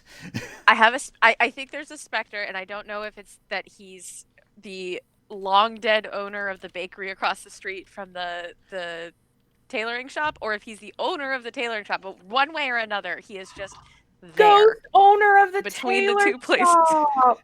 Oh, Love it. I love It's ghost just like owner of the tailor shop.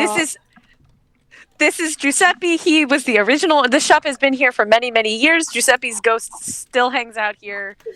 He's very just like, he is just your old, judgmental, like your stereotypical, like when you know how when men get to a certain age and they start to become just extra crotchety for no reason. Like my grandfather, like it was just like this catty level of grouchy. And this is just that's just Giuseppe. He's just there like watching people choose their suits. All the shoes are shined when y'all come in the morning because he shines them all. Absolutely. Yeah, he loves it. That's his thing. He shines the shoes. He like straightens things up for us when we're not like he's not a troubling ghost. He's actually quite helpful. But he's also very much like I don't like that vent on that jacket is very bad. That pocket square doesn't go. Who told this man that he should be wearing those colors? In one no. The one fell Miranda swoop. Priestley, but ghost and male from Devil Wears Prada. Oh, absolutely. Yeah. In one fell swoop, Alyssa once again sentences me to 6 more weeks of investigating clothing details. I sentenced myself to it too. This time we're going down together. That's good. It's good to have company. Okay, so we've got a night NPC. We need one more night. I got a night one, I think. Two more. If it is okay with everyone. A vampire named Jalisa, she, her. And when Serena first came to Rome, she got sort of mixed up in the vampire underworld. And I think that she was Jalisa's blood doll for a little while. Oh, that's very good. That's really good. Can Julissa be the one that like was the initial go between like Mallory knowing Serena, maybe? Yeah, I'm cool with that. Yeah. Nice. Yeah. Only if that's cool. If no one wants to X card that, because I know blood dolls can. Yeah. That is a good question. Yeah. I don't want anyone to be uncomfortable. I do want to just make sure that I mentioned, just so we're good. I think we're okay, but let me just go ahead and mention this so that I can, so we can have it there. Is that we do have a veil over self-harm for reasons other than blood magic, and That was me, and so this is fine. Just put that one out there. Under absolutely under no onus to say anything about it. But I just want to make sure that because I just noticed that there, and I was like, okay, well, I just want to be. I just careful when we're talking about how it goes. Subject, oh yeah, totally. I was full disclosure. I was going to put that on there. I'm chill with it. If somebody else, we could talk offline. If somebody else was like, "Oh, good, someone already put that on there and doesn't want that," we can offline. Yeah. But I'm chill. Okay, awesome. Yeah, I think that she came to Rome and she liked this girl that she met, and she became her blood doll. And I think they parted on okay terms, but things are a little tense between them because I don't think Serena agrees with like Julissa taking blood dolls. She knows Julissa has to live, like she gets that, but it's a very tense subject between them. So like she tries not to go to Julissa for help. She tries not to rely on Julissa, but she has in the past had to like go to Julissa for things like if she's had problems with like stalkers or things like that. Yeah. Okay. No. This so is cool. were they friends or friends? They were friends with benefits, I think. Yeah. That makes sense in my mind. Serena didn't love Julissa. There wasn't any love there. She liked the feeling that because I always imagine that you sort of get this high from having your blood drank. So she enjoyed the high that she felt. That's why she agreed to become her blood doll. Mm-hmm. And Julissa didn't like hold her against her will when she wanted to leave. Yeah. But so there was something sexual there, but when like it was all over, it was all over. It was Julissa wasn't going to do it without her consent. Cool. Oh, no, totally. All right, cool. No, I like this, and we'll we will continue to map these people into various things as this continues. And let's see, who hasn't given us one yet? We need two mortals. I've got one. Okay. Her name is Mia, she, her. Mm-hmm. She was Kai's roommate when they were doing study abroad stuff. So Mia is, I don't know, somewhere, she's European, from some European country that I will determine later. But Mia is human, and her family and just sort of trade, she is an occult object knowledge and secret stealer. So she is ways that Kai has acquired a couple of tarot decks that are not in print or easy to find, and probably can get her hands on some questionable stuff quickly, or move some questionable stuff if necessary. Excellent. Good. But like specific to, like occult objects like crystal balls, cursed daggers, that kind of thing. She's not going to move drugs. She's going to move the cursed Ouija board. So I have a question for you. Mm-hmm. So when she is able to get a particular tarot deck for you that she says, please do not use these in the catacombs, there's a specific, my understanding is there's a specific reason why you should not. Do you follow that, those instructions, or no? Okay, Sara would not, because Sara would want to know what happens. Kai has a little bit higher sense of spiritual self-preservation than I do, and would pay attention to that and not ask questions and just say, you know what, if somebody whose entire family has knowledge of this tells me not to do the thing, I am not going to do the thing and not ask questions why. Cool. Yeah. She's not exactly entirely sure why. The lore is a little fuzzy on it, but it's like best not to, well, tempt fate. Just Ha ha. don't do the thing. And Kai's like, all right, Yeah. again, don't bring a Ouija board you bought at a garage sale into your house. This is a bad idea. Don't do the thing. Exactly. And totally. Kai just has learned to trust Mia's instinct on that, and just So Kai pays attention. Sara absolutely would not. I'd want to know what That happened. Ouija board would be on my coffee table immediately.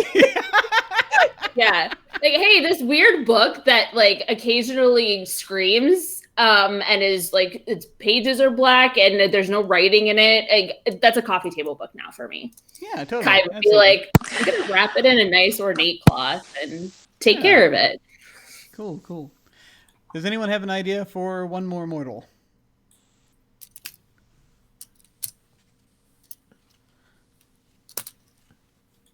Some human that you folks might be connected to who is aware of the supernatural. That's hunters, scholars, and awares, right? Yeah. Hunters, scholars, aware, veterans. Veterans. I was forgetting. Why I would forget the best one, Jim. I don't know. It's okay. No.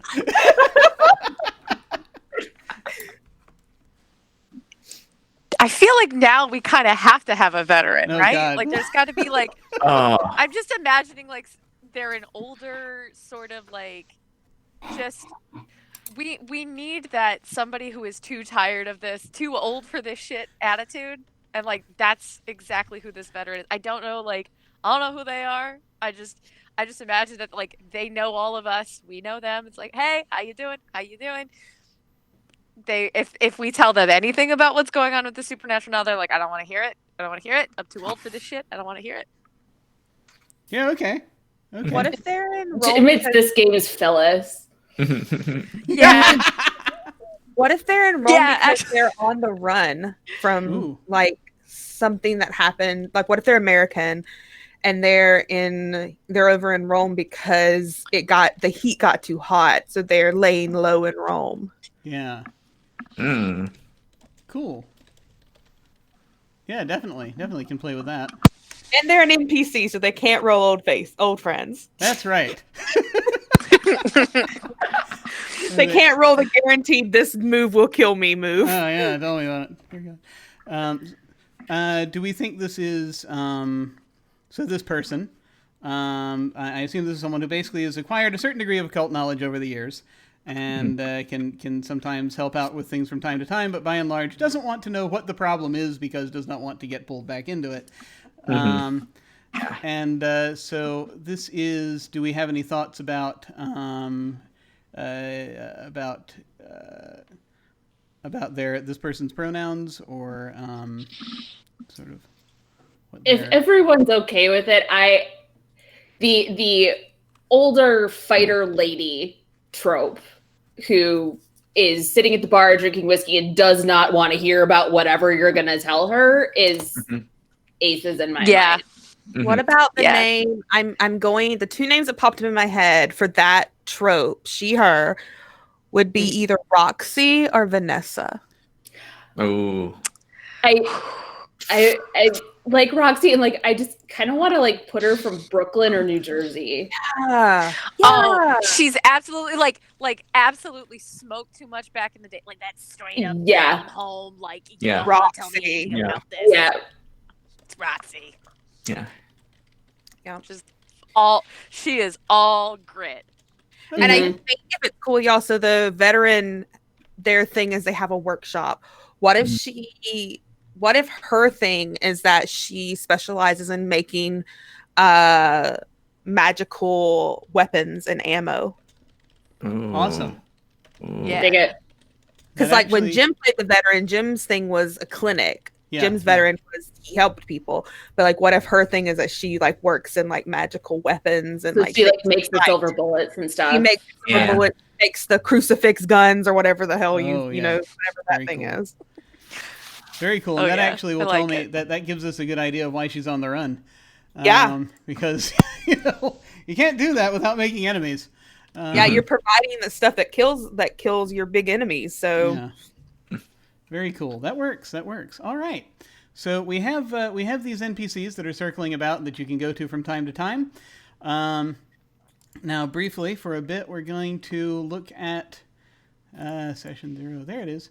We need to come up with a place that is a hub.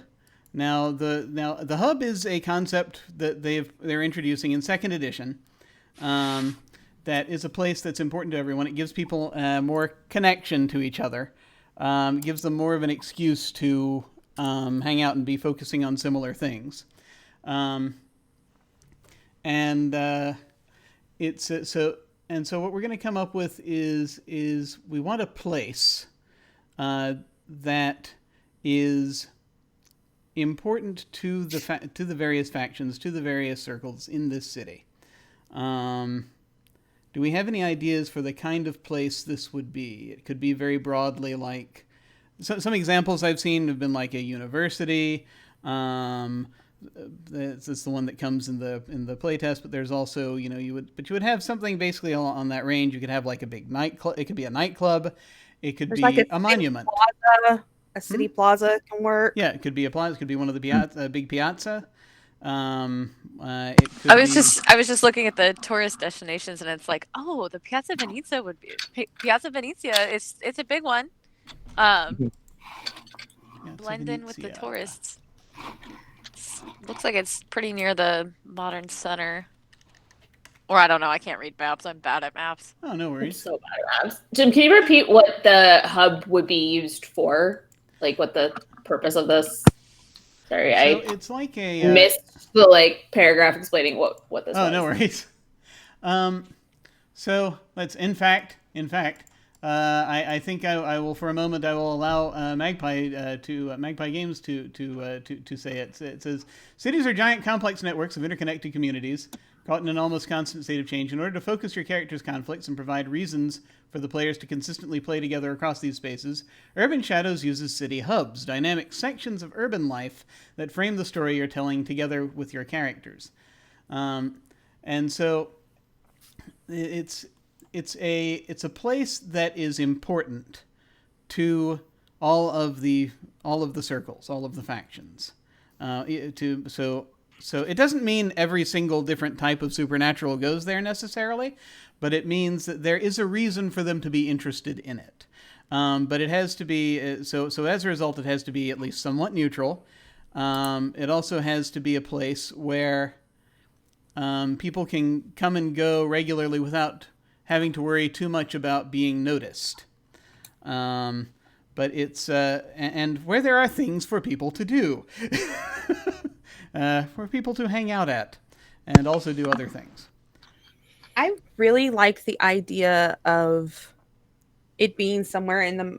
I don't know a specific place. That's something we can all work on, but somewhere in the modern center, because you have shopping and nightlife there. Yeah. You have the Trevi Fountain. And think about all that, if you are handing over demonic contraband, no one's going to look twice, and you're just going to think that you're handing over a souvenir or you're handing over something you just bought. Put it in a Gucci bag. No one's going to know the difference, something like that. If you're having a meeting with your demonic patron or with a vampire king or what have you, you're just going to look cool and collected in the middle of this big place amongst all these tourists and these locals. I for one think it should be somewhere like in the modern center.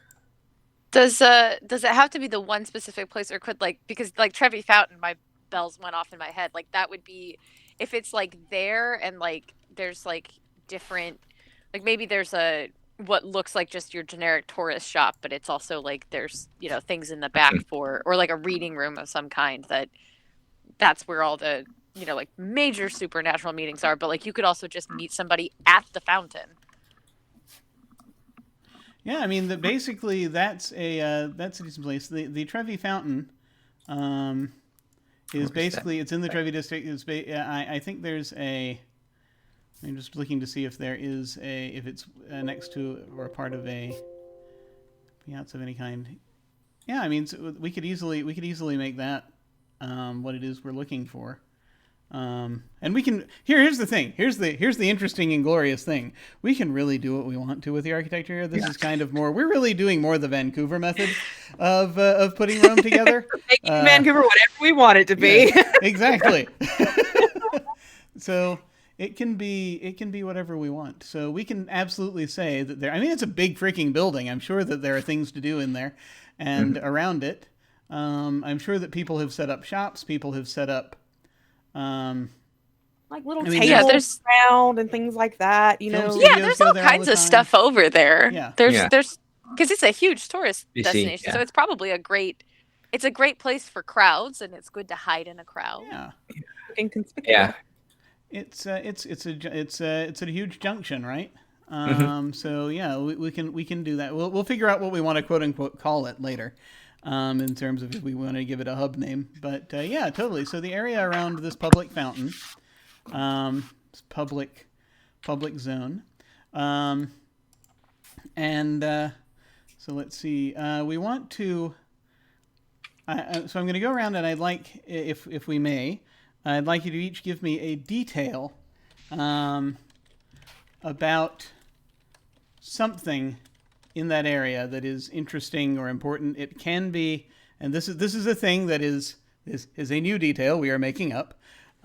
This can be, again, this can be something people do. It can be a geographical feature. It can be an interesting thing. It can be supernatural if we want it to be. It can easily be. It doesn't have to be supernatural, but that's it's probably easiest when it interacts with that.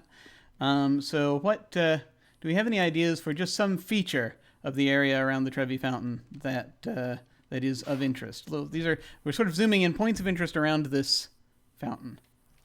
Easily accessible back alleys and sideways. Excellent. Side alleyways. Easily accessible back alleys and sideways. Cool. You got to get in and out quick. Awesome. Perfect. Does anyone else have a detail they want to add? There are 2 bricks or concrete slabs, whatever, basically, you know how sidewalks are divided, on opposite sides of the fountain, where if you know that they're there, you stand on one, someone stands on the other, and basically you can talk to each other without having to be near each other. Yeah. Oh. It's like the thing in churches where like you can stand all the way and like sometimes the acoustics are right that you're nowhere near somebody, but you whisper and they hear you anyway. That kind of thing. Yeah, I forget what that's called, but that's really cool. Yeah. It's outside, so the acoustics aren't doing it. It's supernatural stuff. But there's 2 very specific locations where you stand on one, somebody stands on the other, and you 2 can talk to each other without being actually within range. Perfect. Any other? And anyone who hasn't gone yet, another detail. There is an unusual amount of stray cats. Yes. Nice. They all love Kai. It's one of the areas They love Kai. They don't have birds. Like there's one of the pigeonless areas just because there's no bird crap on anything. Yeah. This is one of the few areas of Rome that is pigeonless. Yeah. Yes. Excellent. And let's see, who hasn't gone yet? Can throw in a detail. So I think one of the architects.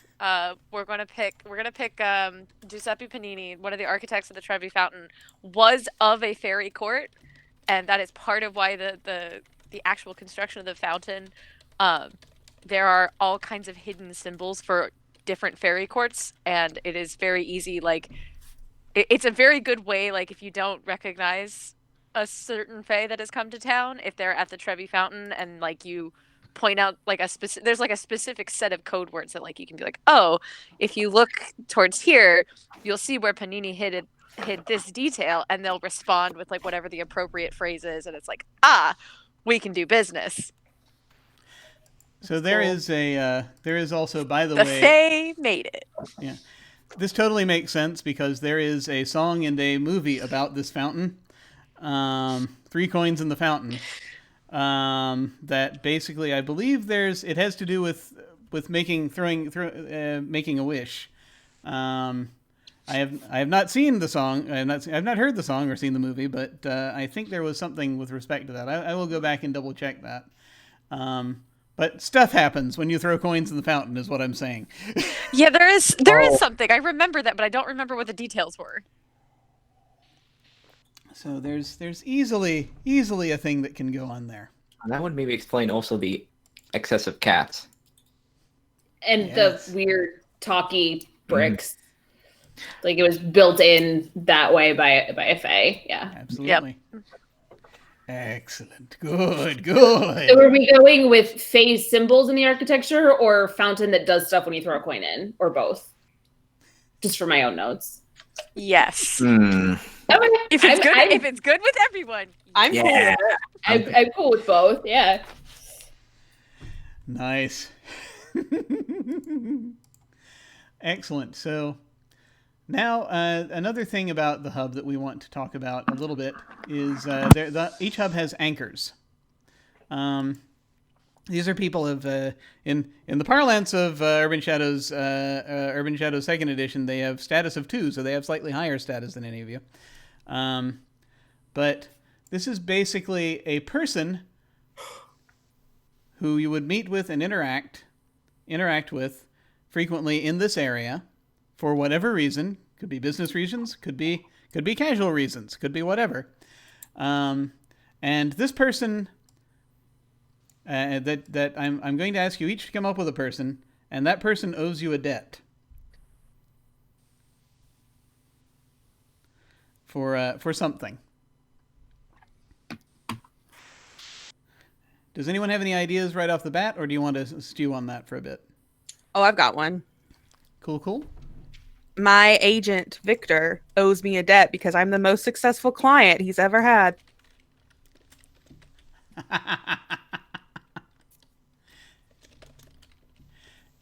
Now, one thing I should mention, so Victor has some status in the supernatural community, in one of the 4 big factions, one of the 4 big circles. Which one is it? I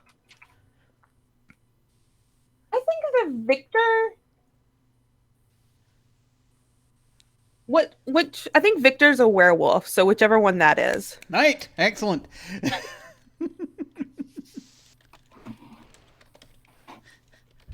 Hey, your agent is a werewolf. He just gets a little fluffy sometimes. Sometimes, every now and then. Now does Victor still represent you, or are you, Yes, do you? correct. Okay. He does still represent me. Yeah, Excellent. he's the one that sends me all the brand deals and everything. Excellent. Very good. I should mention something about werewolves in this city, by the way. Oh, nice. Okay. They kind of, I think, founded the city. If you think about it. Yes. I think they have now that you say that, they have a contentious relationship. I don't think he likes owing her and knowing that she's like the most successful client. Like he's getting shit ton of money because of her. I don't think he likes it at all. Why do you think he owes you a debt? Because she's racking in the dollars for him. Ah, yes. Yeah. And I don't think he likes that. Excellent. Good. Okay, who else has an NPC? I think Mallory's like one of her contacts is maybe this is a regular meeting spot to kind of like get stuff passed off or have information be given and where to pick up things. I think I want it to be like mortal, because it's like one of those to either have mortal stuff brought into like the demon side or vice versa. It's kind of like the drop off point between like those 2 circles. Ah, okay. Excellent. So you basically, this is the person you see who helps you to, who can basically help essentially fence stuff, fence demonic items, or to bring in mortal clients, I guess, is probably more what you'd be looking at, something along those lines. Mm-hmm. Excellent. Do you have any thoughts about who this person is, as far as name or pronouns or anything like that, or do you want to come up with that later? About that one, I think it's just for the general role, but I think as far as like we have one holdover. Yeah, you have one. Yeah, you have one dead on them. Dead on them, yeah.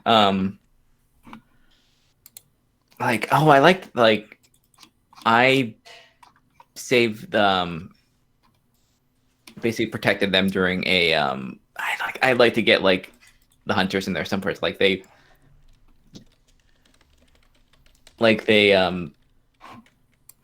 basically what's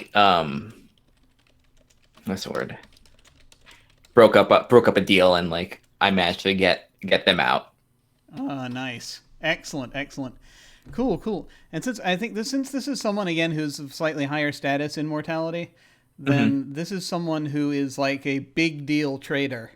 Who basically is in the business of getting things to people and people to places. This could be someone who's like it's an interesting thought. This could be someone who could be like a major who might have something of a criminal empire, or it could be someone who has something of a business empire. The lines maybe blur. I don't know. Yeah, but I do like the criminal. It's that because that's something she's more pretty comfortable with dealing.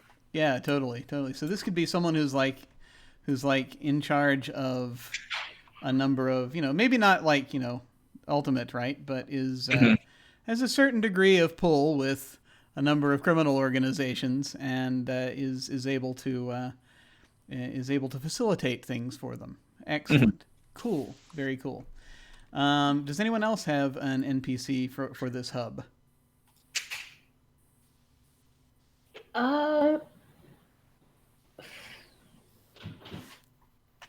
No. Okay. I thought I did. Nothing held together. I was going to say. Yeah, we can totally wait if you want to just give it to me over the next week. We can do that too. Yeah, I want to do something with the Revenant, but I can't quite make the connection. Sure, absolutely. Kai right now, because I want it to be for non-supernatural reasons that the Revenant owes Kai a debt somehow. So I need to meditate on that and figure out what the deal is. Yes. There is a high level Revenant who owes Kai something because of completely non-supernatural reasons, like nothing to do with oracles or specters or anything. It's like Kai paid their rent 1 month or something like that. I mean, when you've just gotten back from the dead, when you get back from the dead, you need to be able to deal with mortal society while you're seeking your revenge. So it's these things are important.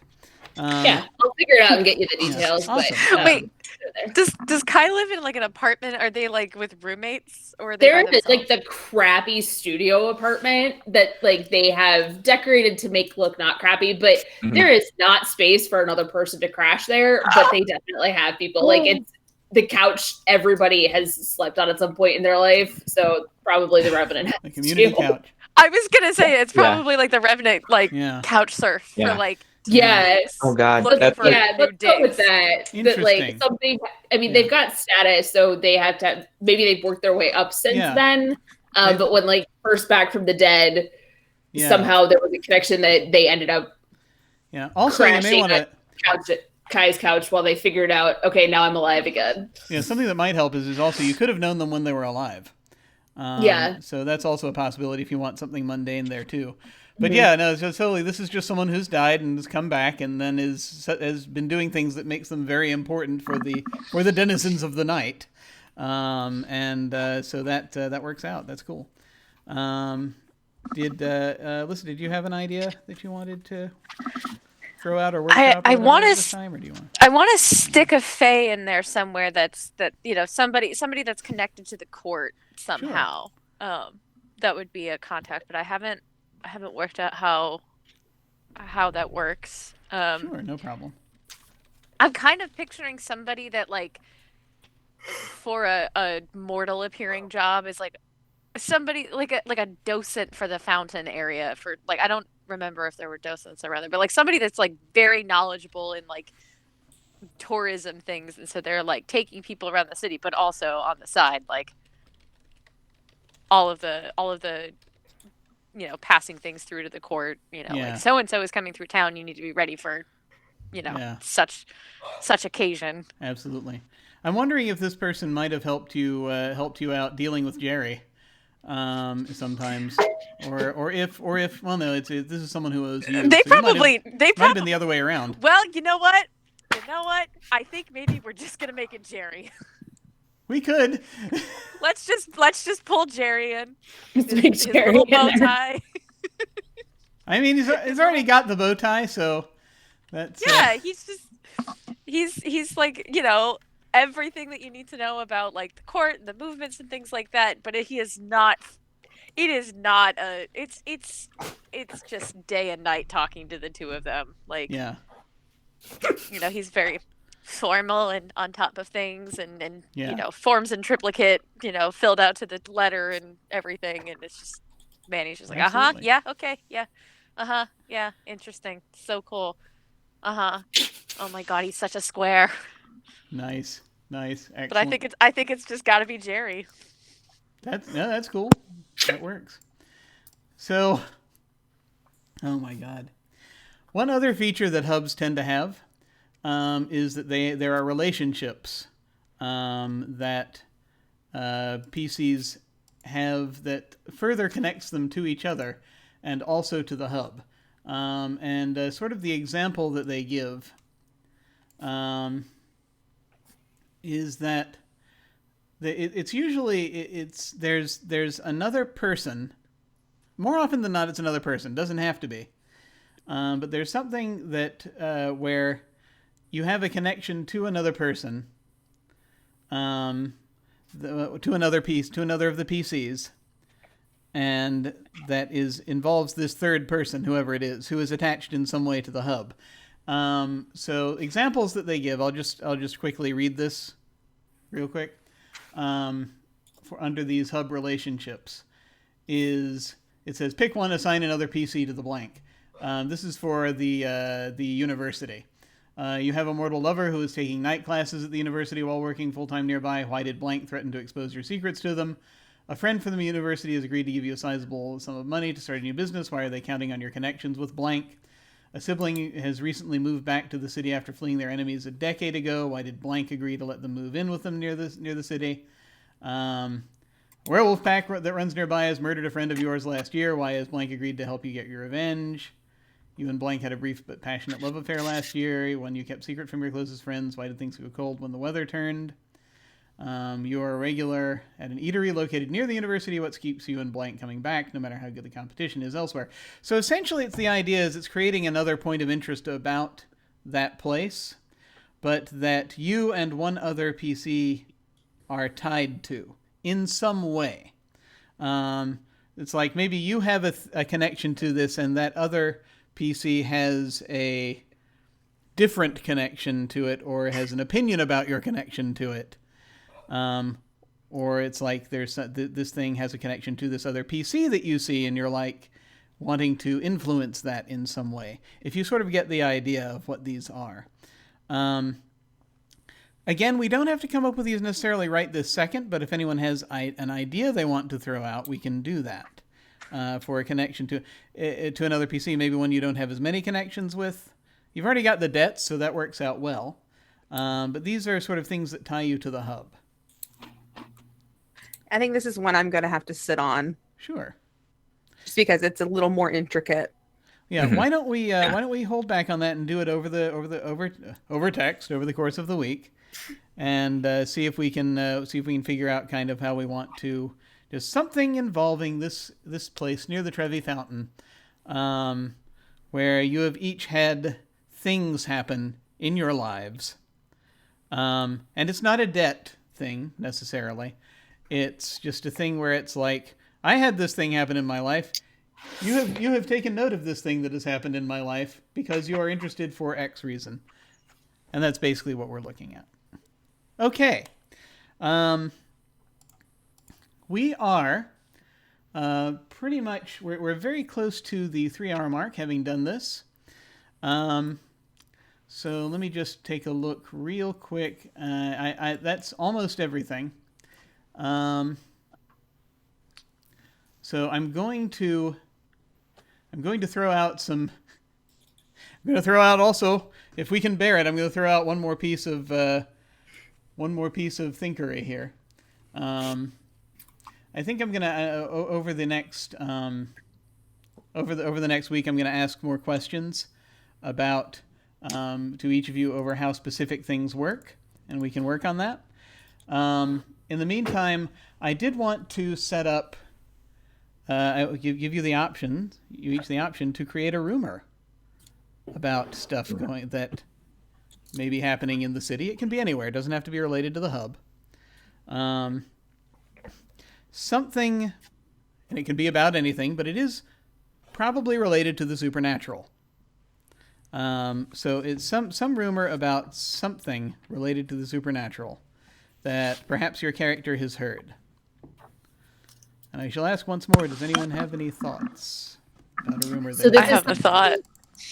Is this something we specifically have heard? So I guess then that makes the rumor a thing. Okay. Yes. I've heard a rumor around the shop that there is a certain hunter from the Vatican that seems to be not so much hunting vampires, but loving vampires. It seems to be all a tizzy that there is a hunter with a secret vampire lover. I don't know very much about the details, but it sounds like there's a little hypocrisy across the river. Interesting. Excellent. Good. Any other? And yet, yeah. I have to always, if there's ever a chance to have that making fun of the Vatican just a little bit, It's entirely possible. For it. Does anyone else have a rumor they want to throw out? Serena has heard that ever since the Vatican hunters have taken up their power, taking up this little bit of power, that the werewolves want it back. They want the city to be theirs again.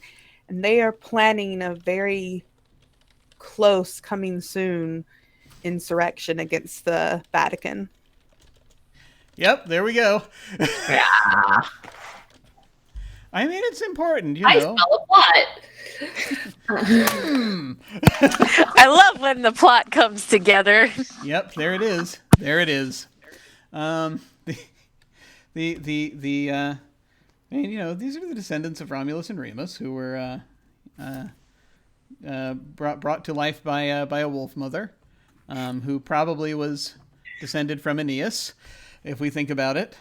Aeneas easily could have been a werewolf as well. It's all there in the mythology. Excellent. Does this, I feel, is a good candidate for the source of a lot of the ultimate source of a lot of the enmity between the two sides of the river. Just sort of, every now and then, never bring up the name Constantine to any of the wolves in the city. That's just saying, because they will not be happy. Okay, does anyone else have a rumor they want to throw in? Does the rumor have to be true?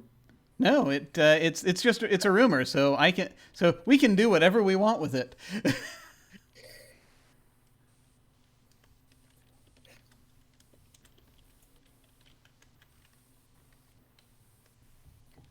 Just something you've heard. And it can include NPCs that we haven't even talked about. Like it can That is include... correct. Yep. We are. All right, I'm gonna throw it out there. I'm gonna do it. Yes. It's extremely vague, and Kai's just like sort of heard about something. All they've heard is something about she's in Rome. Ooh. She is in Rome. She is in Rome. Kai has no idea who she is. No idea why anybody cares. But that's there. Would it be horrible if I had an idea about who that might be? That's really good. No, because that's exact. No. I have a thought. The gears are turning. Yeah, there's a concept I was thinking of plugging in somewhere, and I think this might be where we introduce it. Okay, yeah, good, yeah. She's in Rome. Yeah, totally. Beyonce also is in Rome. Could be Beyonce, possibly. You have the GIF now. What's that? With the water, that GIF. Oh, yeah. 'Cause that's the one I was thinking of, but perhaps Oh God. that's more than we're. Have I given away guess too much? Anyway, I guess we know Beyonce has to show up at some point. it's in the possible. game. Every campaign. Casually in the background. So, Shauna, any thoughts about? Do you have a rumor you want to throw out?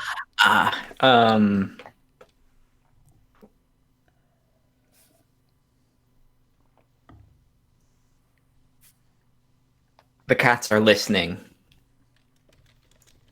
But who are they listening for? Who are they listening to? Yeah, who are listening to? Like, who are they reporting back to? Yeah. That's What's good. up with the cats? I love the cats. What's up with the cats? Jellicle, songs for Jellicle. Oh no! I just watched that movie on Saturday. Jellicle, songs for Oh Jellicle. my God. I have not mentally recovered from You're not, watching you that. won't.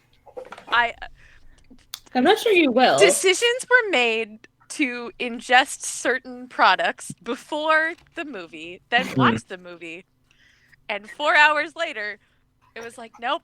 I have tried 2 palate cleansers, and I am still thinking about that fucking movie. In many ways, when I went and I saw that movie, I had to.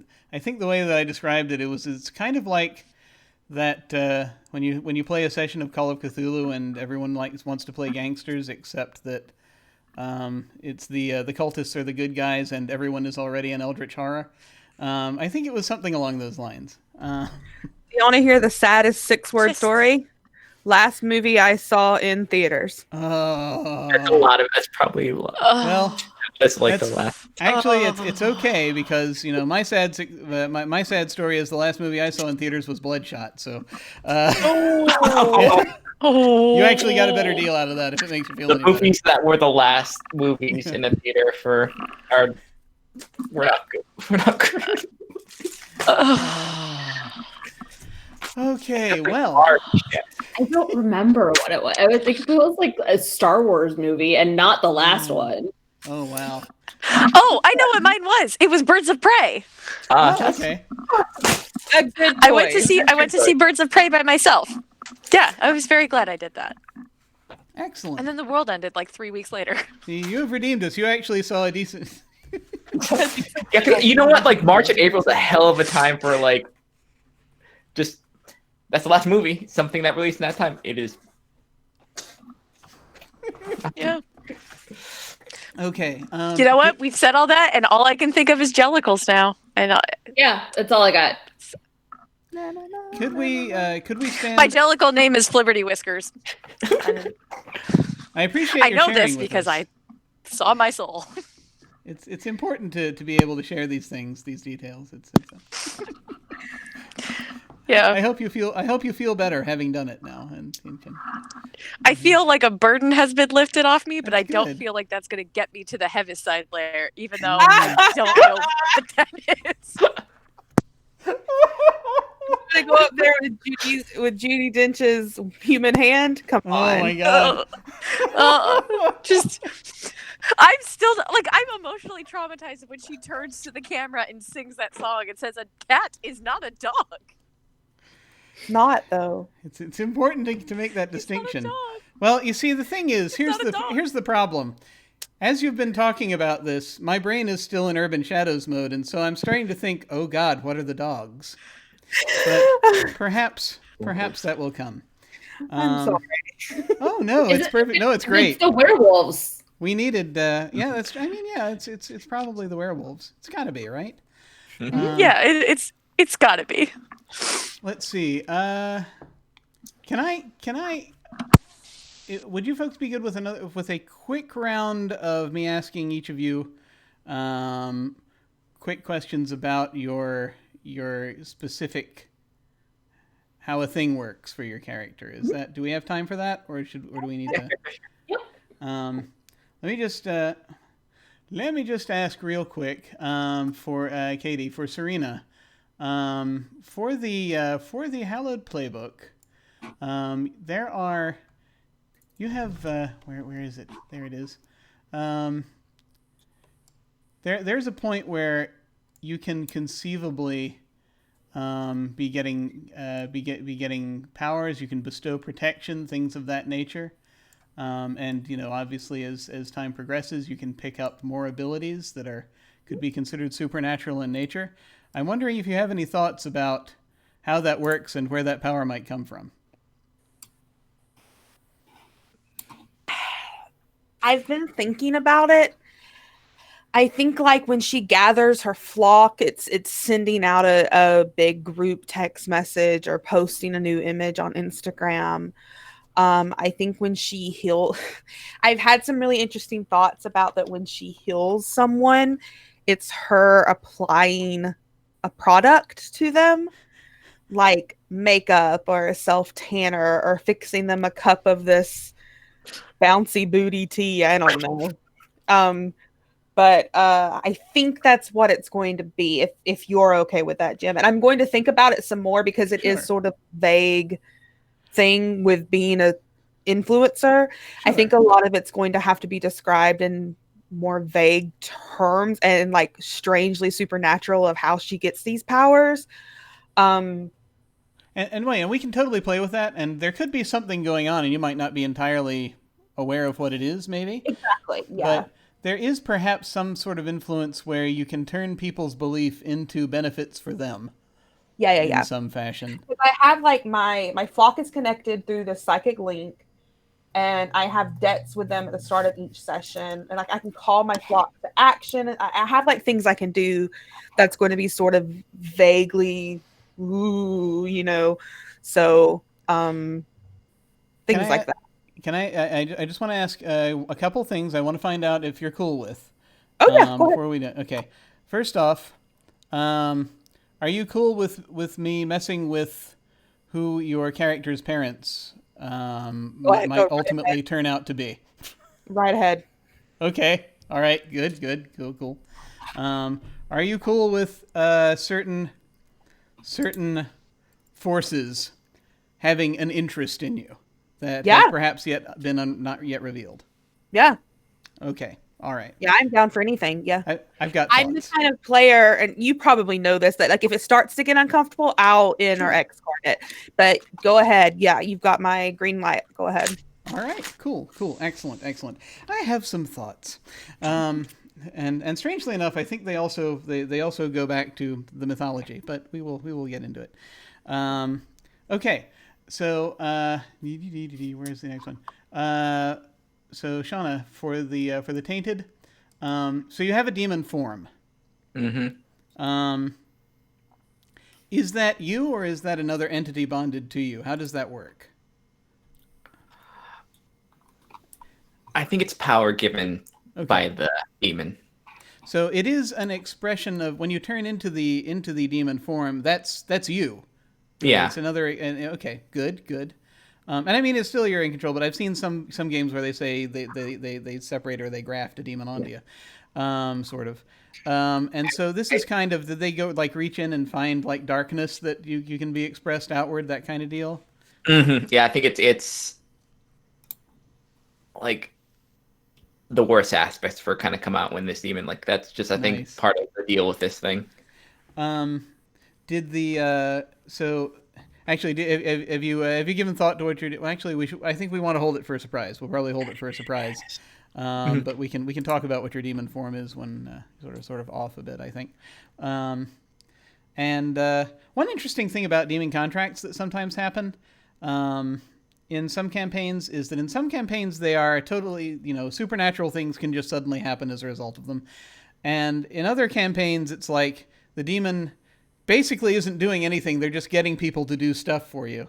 And there's a sort of a needle that can go in between those, I think. Where do you think demon contracts land for this particular setting that we're playing with, or for this setting we're creating? Like, I'm fine with like in between, So maybe mostly. Go ahead. Oh, so go ahead. Go ahead. Well, I was thinking, so maybe there are agents who will perform these things, but they have some kind of genuine power that might exist to bring a thing into being or shift reality in some way. Mhm. Do we think? Actually, we're no longer using the city map. Let me get off of that. Do we think that do the contracts themselves hold the power to alter reality, or is this more of a specific agent of the demon, or a sub-demon, or another tainted or something just who has supernatural abilities is more enforcing the contract? Is there anything about the contract itself that enforces it, or is it entirely in the hands of peoples? I think it's the contract. I think the contract requires both parties to like obey it, sort of thing. Okay, cool. So there is something inherent in the signing of that contract that makes it so. Okay, cool. You can still have a poorly done, even both sides have to. One side can still poorly negotiate that contract. So. Oh yeah, totally. Yeah. But it's a good question, right? All right, cool. I just sort of wanted to get an idea in my head because there are a lot of different ways one can go with it. Okay. And now I have. Sorry, what was there? Yeah, I think maybe also the fact that Mallory isn't 100% up on that stuff, so like that might be a surprise.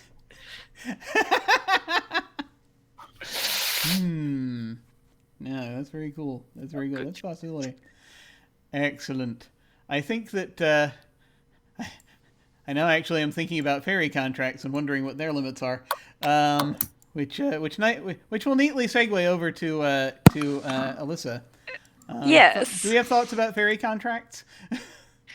I think they're a little less like terrifying than what a demon contract can be, but they're nonetheless very. Fairies are very judicious about going for things, and fairy courts are rather, especially the likes of Jerry, are extremely litigious with fairy law, and the way that works, they follow the letter of if you make a promise, the words of the promise are the whole contract. Like that is, you say the thing you're going to do or you break it. They're not typically written; they are typically hand exchanges, but because of fairy magic, they're binding. And fairies, there is often drama in fairy courts because people will phrase things in just a vague enough way that it's like forcing somebody into a contract, but it's not. Like, it can be contested, and therefore there is a lot of drama in fairy courts about arguing about such things. Okay, cool. Yeah, there's someone once. Something once that I've observed from other Urban Shadows campaigns is sometimes you'll have this interesting dichotomy where fairy contracts are all about the wording and demon contracts are more about the intent. Yeah. I think could be the case here, but actually I see that wording is important in both cases. So it is interesting. It is interesting to see how that goes. But I feel also there is that thing with demon contracts where you have to prosecute it, I think, to make it stick to a certain extent. It's like the contract has the power. But I feel like if the person who for whom it's being signed is feeling, okay, you know what, I can let you out of this clause, that thing, I think they can revisit it, and I think that might be the main difference. Whereas with fairies, you say the wrong thing, you're stuck. You are. There is almost no getting out of any kind of thing with the fae. Yeah. Cool. So about the courts now. The way of various realms works differently in different obviously in different settings. Do we want there to be? Are there multiple fairy courts, or is it just like the fairy court? I think it's sort of like one overall. Like there's one overall monarch that is the top of the fae, but the courts themselves are sort of divided, and they've done it sort of by seasons. So like we are, Fanny is of the spring court, so there's sort of like a set of decorum that goes into like there's everybody has like one basic overarching rule. It's like the monarch is the federal government, and then the courts, the individual season courts, are states, and so that there are differences in sort of how they sort of negotiate these things and things like that. And the spring court in general tries to put themselves into their like the court of renewal and service and things like that. So they're everybody that's in the spring court has some kind of day job, and it's mostly things that serve to better other people in some way or another. They pride themselves on being, like very into sort of the helping things, and they like to be involved in nature in general. Like a lot of the people, it's things that are more, they're perfect for service and retail-y kinds of positions, which is kind of why Manny has ended up where she is. Although she loves it, she does enjoy it. It's just that spring fairies seem to think that their job is to make humans better by Fae standards. What humans, whatever. Human, like it's this very weird way of looking at humans and like not valuing them for what they are, which is Manny's very confused about, because humans are great. Have you seen what they do with food? I know, right? But in general, the spring court seems to think that the world can be improved, and we are the ones to do the improving, and we will do it by being good examples in service. Which is like, yeah, I guess that's fine. Are there? So, are there other courts represented in the in the city? Are like all the other courts? Are there Fae from the other courts around as well? Are there a lot of them? Or are there only a few? There's Rome is a very spring court sort of city. Okay. It sort of depends on where you go. You very ever rarely see a winter fairy in Italy. First of all, climate. Second of all, they just winter's more like the hunkering down and things like that. They're a much more serious court. They're more suited in like your big UN hubs and things like that. Yeah. There's a lot of winter fairies in like Washington D.C., for example. They love that kind of thing.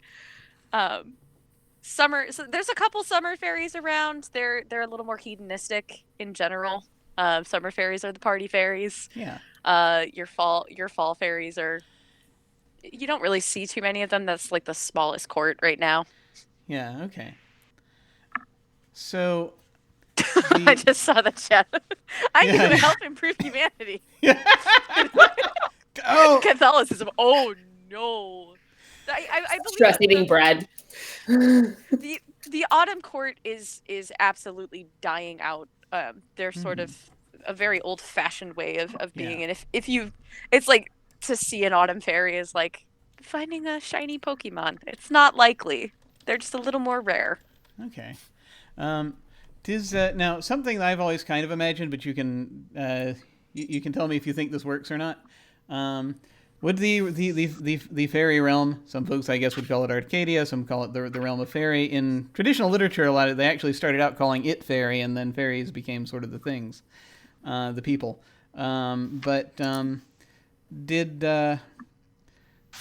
Do mythological creatures show up in the fairy realm, or are still about? I mean, do you have things like, especially I'm thinking since we're in Rome, things like satyrs and minotaurs and things of that nature?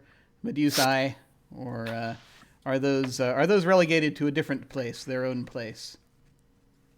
I think that might be why you don't see a lot of autumn fairies out in the human world. They are mostly tending to what is left of the mythological creatures that aren't on our plane anymore. They hang out with them in Arcadia. They're very adept to like the old ways and the change and things like that. They're not very into the change. But they, yeah, I think they're there. They're around. You don't. But again, these are things that are like disappearing and dying out. Okay. All right. Cool. And I guess the last question I have, because this is something also that different literature handles differently. So, do you have like? Is there a thing like a Fae form and a human form, or do you always look the same? There is definitely a fae form. There is absolutely a fae form and a human form, which is why I blend in so well, and I don't look that old. But I'm like 400 years old, and I'm definitely look different when I'm not with the humans. So is it a thing where do you like shapeshift, or do you just look different to different people, or is it like someone who can penetrate the mask can see the other form, or how does that work? Do you think? I think it's more like shapeshifting, and that's kind of why Manny wants a immortal life, is because it's exhausting to have to hold up a human form, and if she could only have one form, the human one, it would be so much easier. Interesting. Okay. So easy to get through the day. Yes. Very interesting. Very, very interesting. All right. Cool. Very good.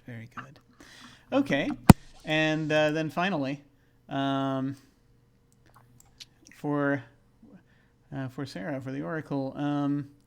So how do you kind of we've talked a little bit vaguely about this. How did the visions happen? Kind of all at once. Like, it was Monday, and it was normal, and Kai was going about their business, had a couple of clients, and then went home and was making dinner, and suddenly had some visions that they weren't thinking about, that were just in their head, and they went to bed at a normal 10:30 on a Monday, and woke up at like 3:00 in the morning on Tuesday going, what the actual fuck? So it all of that happened very quickly. I mean, they've been reading cards forever, like since they were in high school. So that, like, they're not new to Oracle stuff, and the idea that some oracles have visions and it comes to them in dreams and things like that, that's never been how Kai has functioned. They've always been card reading. They didn't do anything with visions, and to suddenly be seeing all of the things that are happening and may come to be, and it took Kai a while to kind of figure out that it was vision oracle stuff and not just I'm sleeping badly. So that's it. Visions kind of come and go throughout the day. The nightmares are very obviously isolated to when they're asleep. Okay. All right. So it's like you'll sometimes have sort of like, so they'll be like kind of the ones that are awake. It's like waking dreams type things almost going on. It's sort of like, like random thought. Just I'm on the whatever Rome's public transit is, on the way to the decommissioned church that I work in the basement of to read tarot cards for people. And I'm listening, I'm rocking out to some music. I'm not paying any attention whatsoever, kind of just sort of a pseudo meditative, mindful, trying to clear their mind, and just random stuff just in it, like a gust of wind kind of just comes by as more of a verbal thought. Whereas the nightmares are more visual. Okay. All right, cool. Yeah, so it seems more mundane when you're awake. Of course, when you're... Yeah, it's more of a random thought that they've been able to identify as, this is not something I actively thought about. Like, it's just suddenly now in my head. But less intrusive and more thoughts, phrases, again, more verbal, whereas the dreams are more visual and have more plot to them, essentially. Cool. Now, you've already actually provided me with a decent amount of information about sort of the background of this, so I there's not a lot I have to ask you with respect to it at this point. I will ask you one question, though, which I think can be significant in one way or another. Can you see your own future? No. Okay.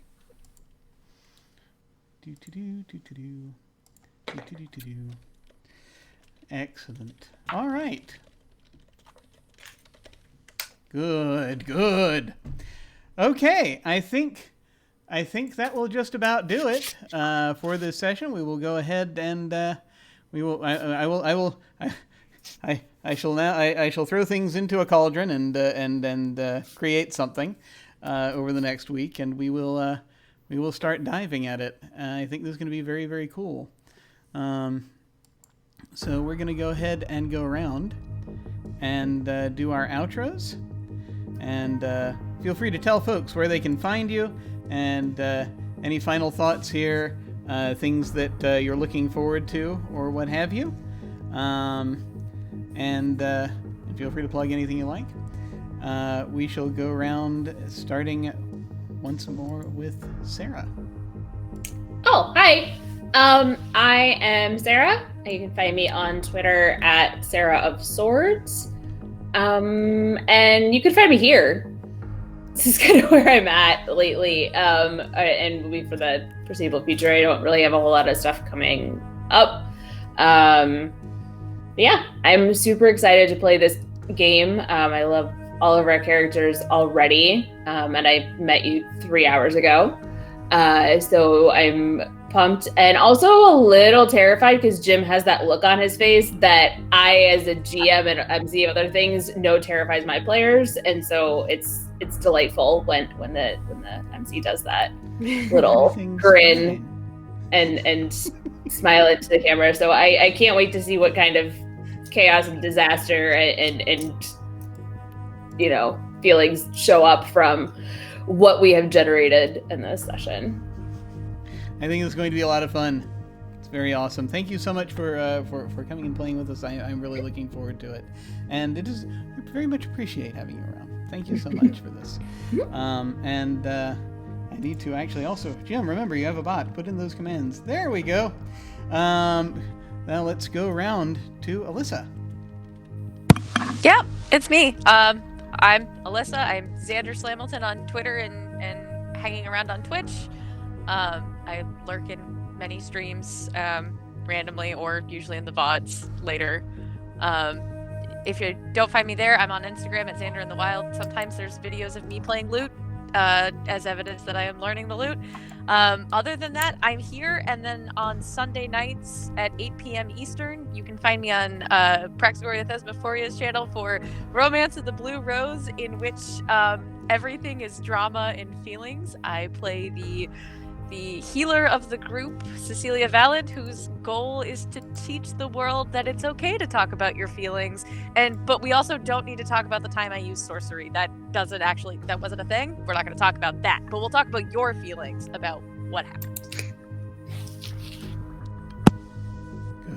Good, excellent.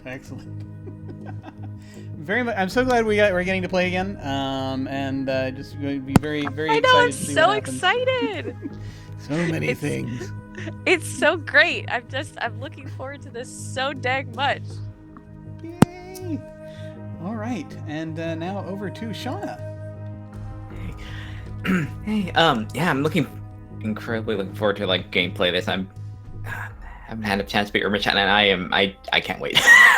Everyone's characters are wonderful, and we're just gonna be great disasters in this big old city.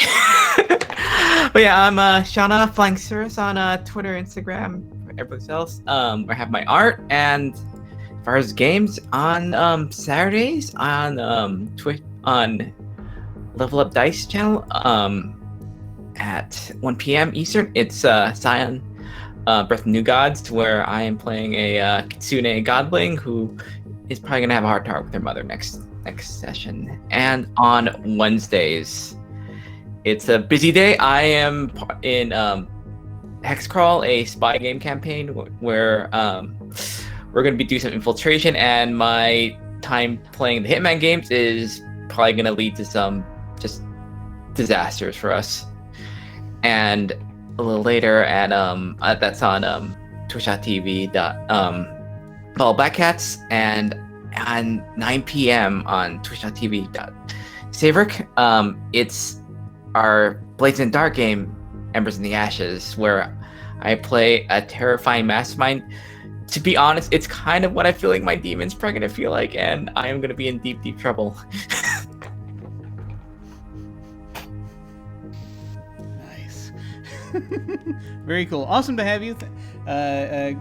We got to read Shakespeare together, and so I'm very glad to finally actually do a game. This is going to be very cool. Very interested to see what the demon's going to be like. And finally, over to Katy. Hi everyone, I'm Katy. You can find me all over the internet at KatyFace.